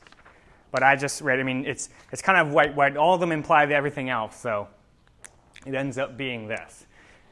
Right? The idea, right? This idea of the average pressures implies that these coefficients are linearly related. But you could also think that it's not the best because you had all these assumptions of what that looked like, right? So if you just take then this idea of a mechanical pressure, right? And what's mechanical pressure? It's dynamic pressures, right? It's that pressure associated to the movement, okay? And you took a look at the difference. This is what you have. Okay? So this difference here ends up looking like this with Stokes' hypothesis. Okay, and then so then this being true means that this coefficient, right? This being true means that this coefficient is 0, and that means that if you know mechanical pressure, you actually could calculate the thermodynamic pressure. That's an implied property. So this is then called a different thing, and call this kappa. Okay, and that's called a bulk viscosity. All right, I do need to go faster, I think. So that's a bulk viscosity. It's pretty contentious. It's extremely hard to measure, right? The idea is this is also a property, and really the idea is this is related to that, and all these, right? That there's not 3 independent parameters. There's just 2 with the Stokes hypothesis. Okay. And then I have some discussion, I think, more in my notes about, right, you could have picked any average. We did pick this 1/3 average because it plays nice with everything else, especially the Schur's lemma idea that was an average of. But, right, so that's, right, as we stand right now, we have a very well-structured way of defining then this function S. Right, now you have your way based on some very normal physical assumptions on how it should be, right? I want the pressures. I have, I want it to be Newtonian because I did a bunch of experiments and they showed it to be Newtonian. Now we can write out Navier Stokes equations. And it comes out just from just pure balances of things, okay? So when you're prescribing motion, right, You could think of it as discretely. We could think of this process of like summing over all of these forces and making those things into integrals, right? So you could do this process of reasoning where you go, okay,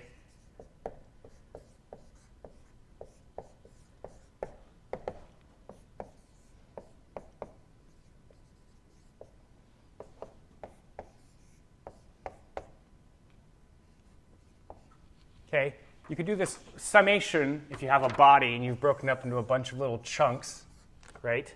Or here's my d volume I've made. And you could have just a summation then of all of these parts, right? And you know the sum of the force, right? The sum of the force has to equal this part as well. And then this dv dt, right, is the material substantial derivative, so that's how you have to describe it since it's based on those coordinates.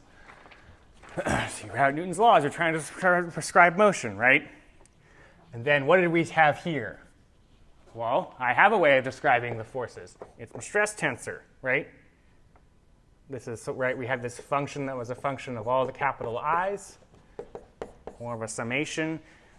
And then let's say you do the same process where you limit these volumes I've driven further and further down in scale. And that's just to say that I then go into an integral concept. Very tricky to do that, but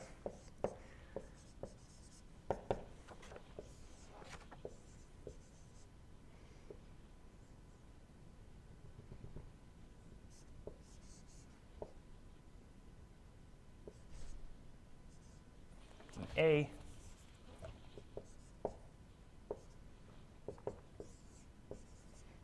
And then a rho body force. Volume. Right, these are my body forces. This is the surface forces. Here's lecture 1 where we had an idea of how we should define this function.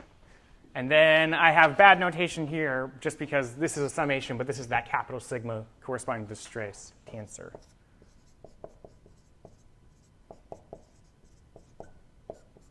Okay, that was the hard work done there. Now, after this, you have, right, you have this process of I have a volume integral, a surface integral, and a volume integral. So then you then just use the divergence theorem. You go, well, I can convert surface integrals to volume integrals, right, via this divergence theorem, which has been generalized so much in sort of analysis and, right, very just like stupidly complex math, that, right, we know, like this concept that a surface integral of integrating over the boundary of something is equal to divergence of the inside or a derivative thing of the inside is so proven. It's so generally shown, even something called Stokes' theorem, which is like same Stokes actually, but it's just incredible how well we've proven that so many times. Okay, and then you have this sort of everything's in the same integrand, and then you move everything to the one side, and you kind of, this is how I like to conclude a differential equation, is I have some integral over a domain, and I have this integrand.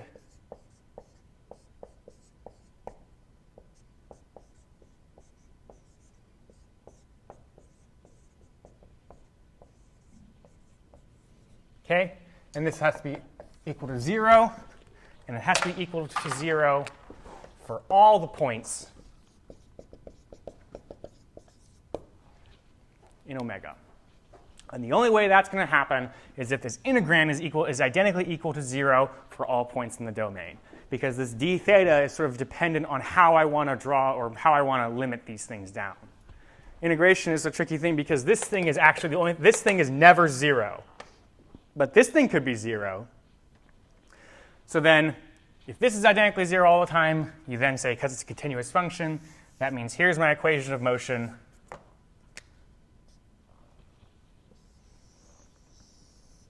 Fluid. Okay?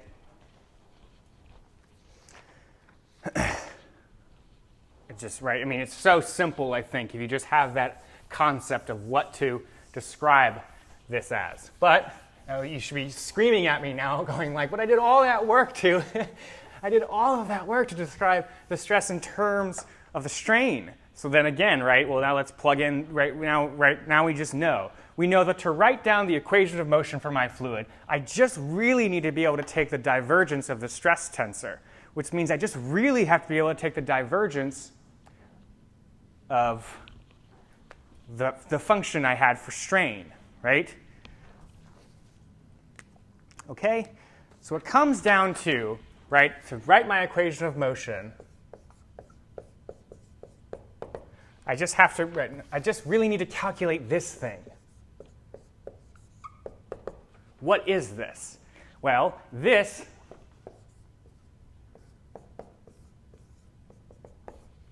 right? I know that this force has to, right, this stress tensor, this stress tensor that's associated to a motion has to be equal to the divergence of this thing. And then I have all this work now. I can write an expression for what that thing actually looks like, right? And it's this.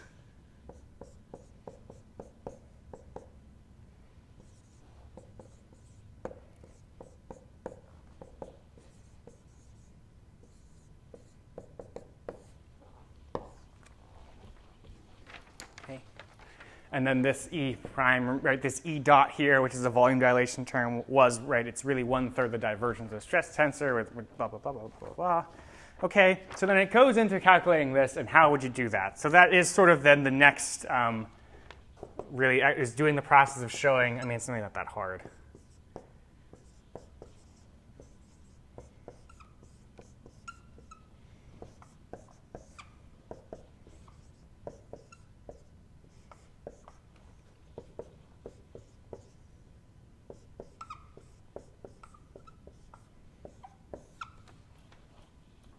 You can write it out in terms of this. And actually, you can use the kappa in there as well. Okay? And the kappa is really a way of expressing it, because I personally like to keep the kappa in there because it's an assumption by Stokes that that thing was equal to 0. And even though I've used that here, I'm still actually I don't know why I have that kappa there. We really just do this one out. But right, so you could write this expression out in some sort of term. And then, right, you just sub it back into the equation of motion, right? And then you get the equation of motion, right?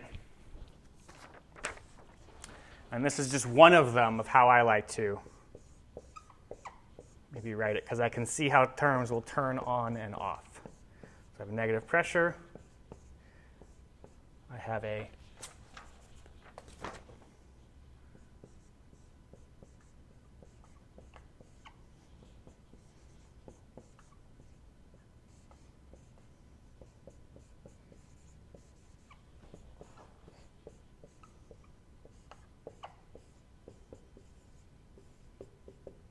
well, this is a body force right here. So this body force could be the gravity force, right? It could be a magnetic force, right, as well. So commonly you'll see a G vector there as well. Arbitrarily, though, it could just be any sort of body force happening in the medium. What are body forces? If you go back to what the body force was, it's a force that's dependent on the volume or the mass of the body and not the surfaces, right? There's more gravity force depending on more mass, okay? And that's, and that's the equation of motion. That is one of Navier Stokes equations, and it just came out so simply, I think, if you just had ways to talk about forces at every face, right? And then if you just had a way to relate the strain to the stress. It's incredible, right? And you see even all these terms, right? You have this change in velocities is equal to, well, there's changes in thermodynamic pressures. There's this change of expansion or bulk viscosity. There's this viscous force right here. There's also this another expansion force based on here. And then there's, again, body forces. It doesn't even seem that complex right now. Of course, you could see if this is 0, right? You could have kappa be 0 for this term, which means the bulk viscosity is low, right? And you could even still keep a compressible term in this expression right here. It's a little shaky, but it's just a way to write out the equation. Okay. So the next is then I have to then specify mass everywhere, right? So this, maybe I use F equal ma, but a lot of people will actually talk about this in terms of conservation of momentum over a body, right? And that's really what Newton's laws are talking about. They're conserving, it's a conservation of, it is a statement about momentum for a mass, right? But we have, right, now we need to talk about our, right, now we have to talk about masses, right? And this is, there are many ways to do such a thing, and then you have, how do I do this? I will do it this way again. So same thing, not a stress tensor. This is a discrete sum of points I have. Okay, this is I have some sort of body.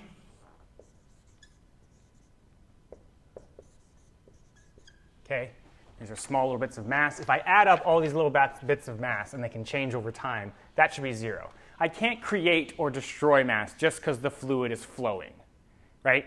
And that's one thing that's separating what is physics and what is math is, right? Math is just all of these tools on how to relate or say the same thing in a different way, okay? But physics is really talking about conservation things, right? A physical law is usually a conservation equation. It is a conservation equation, right? I'm getting an equation for mass by conserving mass. I got an equation for motion by conserving momentum over a boundary and within a domain, or just F equal ma. I do F equal ma because I can interpret that better than like this conservation of momentum. Again, maybe holds me back. So then again, I'm going to conserve mass because, right, I've never physically seen the idea that I could just make mass happen by having fluid flow. No matter what this body does, if I were to add up these as functions of time and look at the rate addable to mass, it's the same.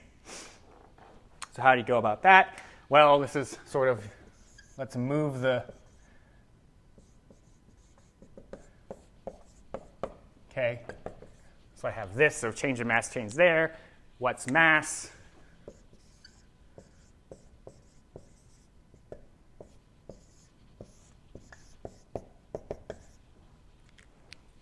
Okay, so this is the change of rho and a change in volume. Then you can do a product rule actually on this part. And then you'd have to talk about the change in the body as well, right? So if this is some region,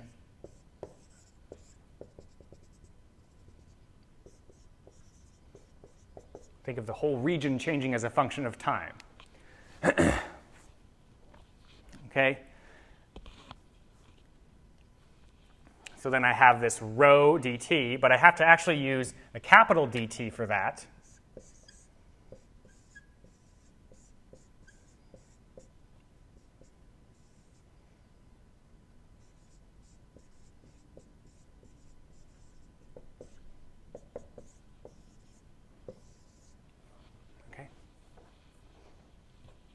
Okay, you limit down to it, right? You limit down to an integral at this part.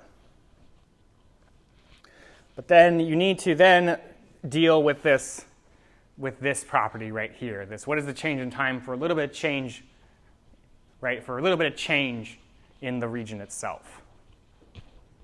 Okay, so you can do this. Well, I know that the change is the time rate of change on the inside of the volume, right? And then added the fluxes, et cetera, happening over there as well. And that's in every fluids book you have, so maybe you can just read it there as well. In many videos. Maybe the only thing I have to offer to you is just maybe a different take. And this is the idea that if I add up a bunch of little masses, I don't want them to change. You move the derivative inside. You redefine the mass right, because mass is a density times a volume, d omega. You do product rule, because all you can remember is product rule ever from calculus. Right? You then have this product rule, and you go, well, rho, right, I'm also going to say is a field. I have not said it's an incompressible fluid yet. Right? I'm not getting there. I'm saying rho is also a field now, a function of x, y, z, and t. So I am over 2 hours, but I'm going to push through, and you have all week and time to watch these things as well. And I've worked so I'm just going to continue onward, okay? But let's keep at it. So this capital D rho dt comes from the fact that rho has this form. Mathematically, then I have to use a material derivative. Now I have this expression right here. Well, what was d, right? What was that? If you remember, there was the right? There was the divergence thing we talked about, right? Right? You could think of this as, if you just go back to the idea of the volume strain and look at the change in volume divided by the reference volume, right? And you'll see that this expression right here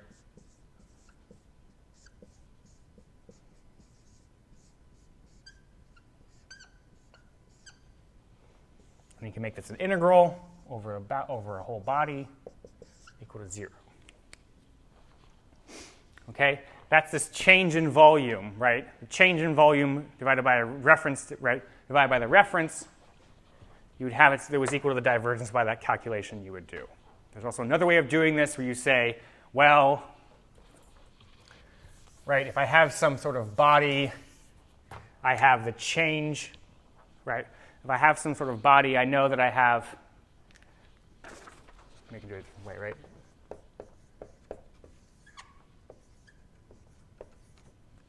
We start off here. You will have to have this sort of Reynolds transport theorem, and that is this.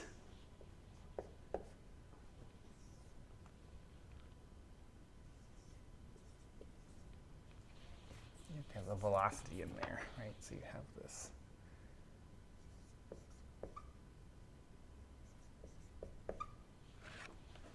Right, where the change in the body is equal to, right, the change of the fluxes. So the flux also referring to some velocity field because you need points moving.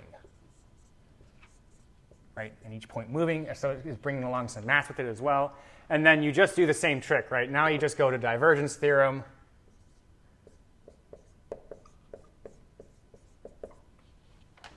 Right, and then you move this in here and do the exact same idea, where this dt goes inside of here, and you have to have a material derivative because it's for a field. Okay, so now I have a capital D rho. Okay, boom.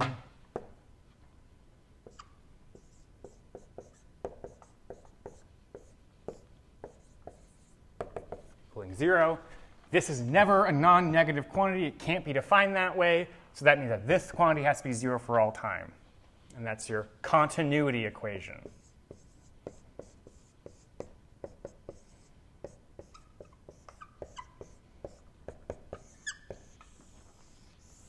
Right? Continuity is what people refer to it as all the time. Continuity equation.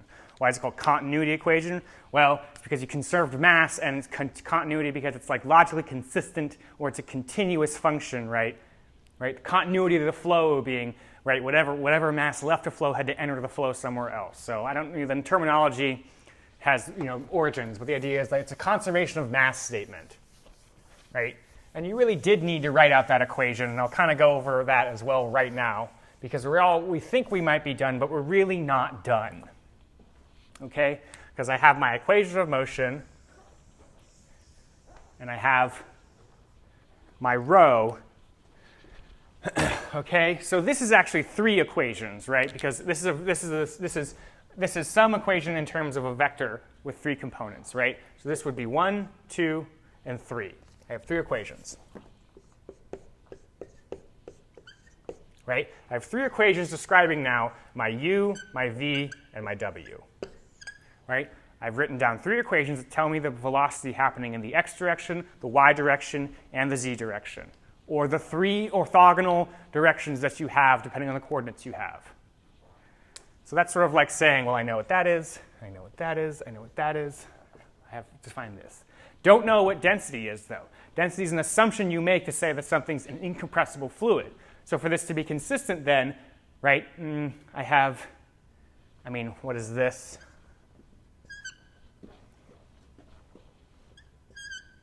Okay, so I have 3 equations now. I need 2 more.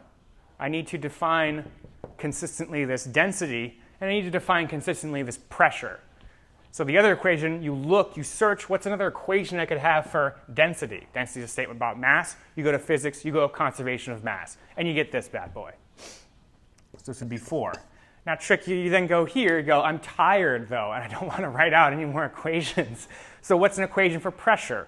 This one just seems like, it seems unfair, right? But then you just go, well, my pressure is just given by an equation of state, is what they say, right?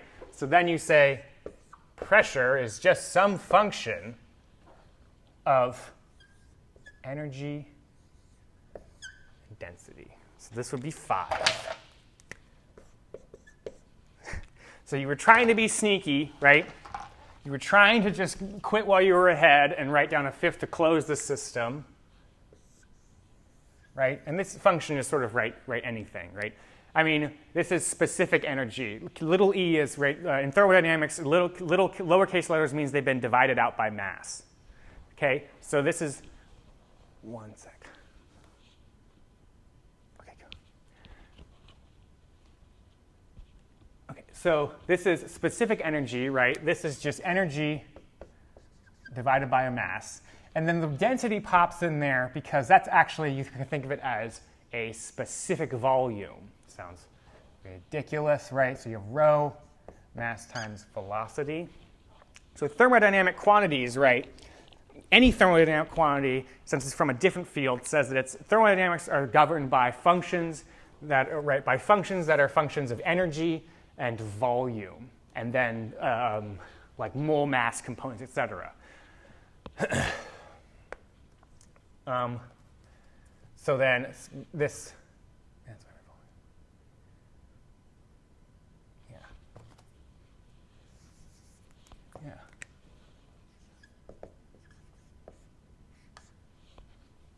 Right.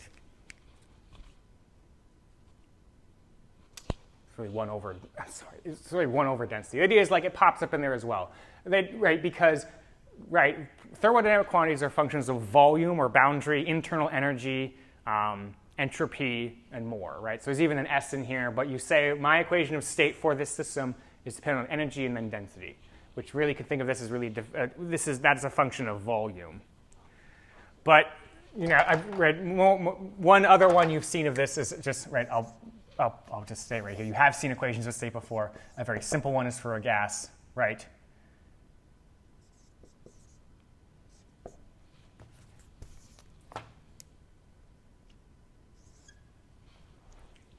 What do I have there? How do you have a RT or something like that? I'm trying to have a bad one. Just real RT. I'm getting tired too, don't worry. Okay, this is an ideal gas. Okay, just a specific equation of state that we have, that we've defined. But you are a bit stuck because you don't have, you've introduced this, right? You've now introduced, by trying to quit while you're ahead, you've introduced now this energy parameter in there.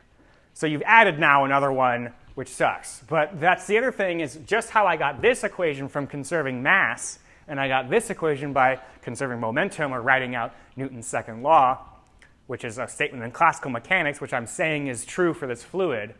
Well, I'm sure you can guess how you would get that one, right? You would make a statement about conservation of energy. What's a good law to write that one out? Well, the first law of thermodynamics, right?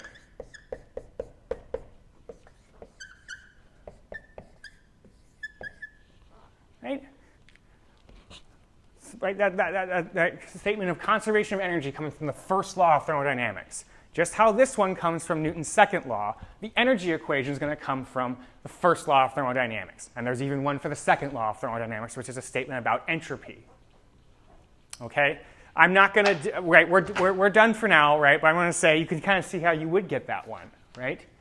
You would talk about what's a little bit of change in energy.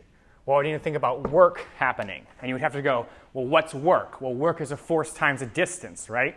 Well, I have a way to talk about forces, right? I just did all of this work to talk about forces. I can naturally speak about them in terms of stress tensors and my strains going on, all that described in terms of velocity fields, so I have a consistent system, blah, blah, blah. What about, heat, right? Well, heat is just sort of this other abstract thing, but we're going to end there. We're going to stop there because you can go like, well, I have Fourier's law for heat. I can make a consistent system because of that. Do that, and then you have this equation. It's the energy equation. Really what you do also is you could just multiply that equation by a velocity. But I like this idea of thinking about in terms of energy, work, and right, in terms of work. And then you break this up into, right, work done by shear forces.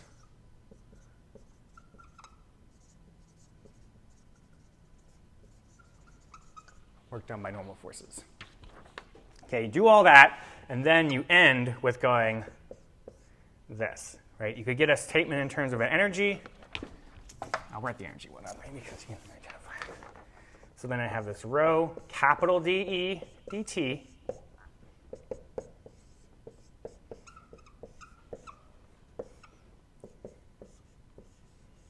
stress tensor, sort of matrix multiply now by the full-on, right, by the strain tensor, and then you have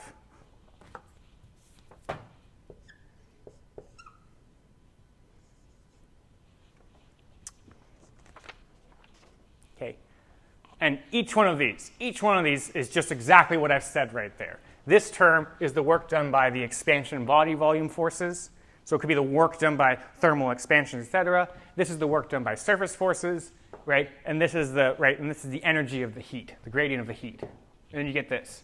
Not the best one, though. I like the temperature one. Sometimes it's called temperature equation, so I'll just put that one up there, and you can just see the glory of it, of how we've written down now a closed system of stuff, right? And I'll even let my Cp be a function, right, of pressure and temperature. Okay, Cp could be a function of the density and the temperature. I'll even let it be that. Okay, you can express the last one in terms of a temperature if you just do some work around, which I will leave for extra credit.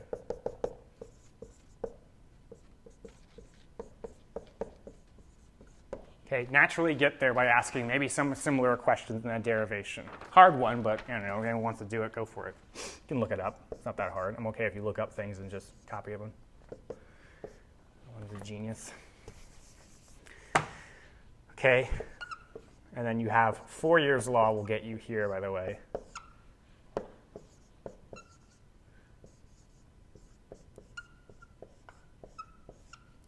This is a square. I'm sorry, I ran out of room. And then you have 2 rho strain tensor, a square term in there. And then you have T, capital T.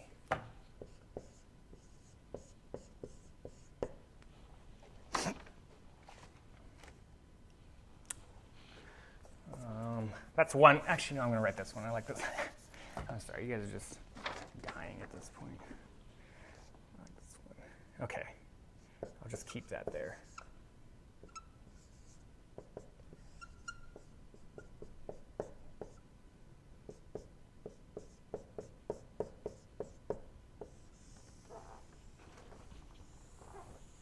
Okay, so I kind of kept it this one. Again, you even could work this product out more and factor more things out. And factoring is just a way of making your math look pretty so you can identify things.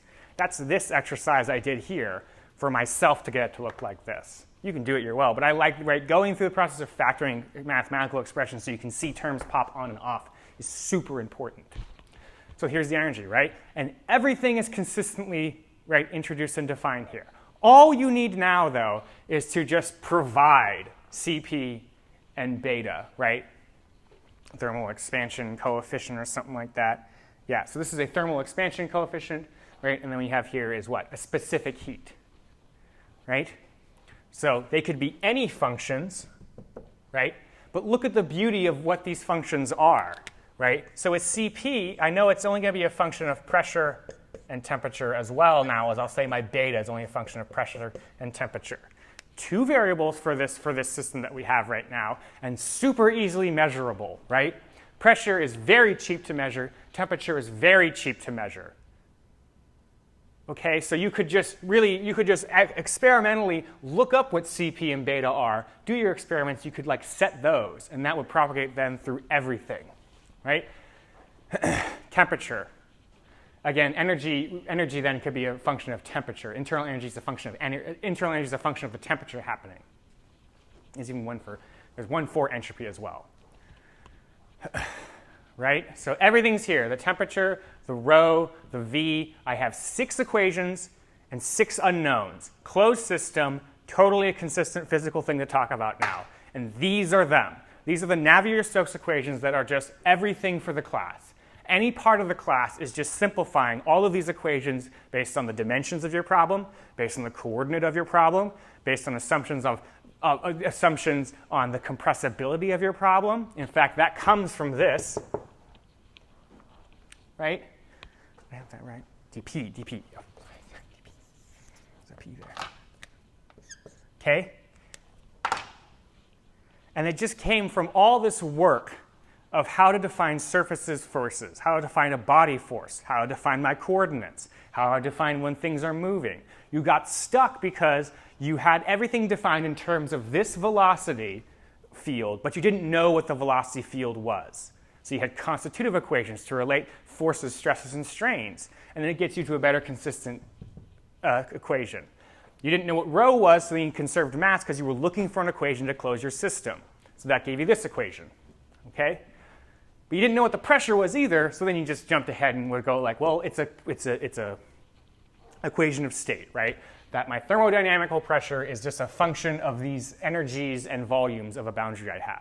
But you get stuck again because you're like, well, I had this energy thing, so I need another equation, and then you're done, right? Because you've now defined what the energy was by the first law of thermodynamics.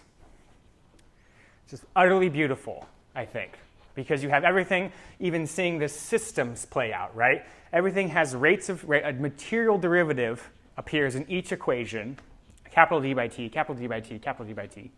And you have all these terms that popped up from just natural definitions that you came up for.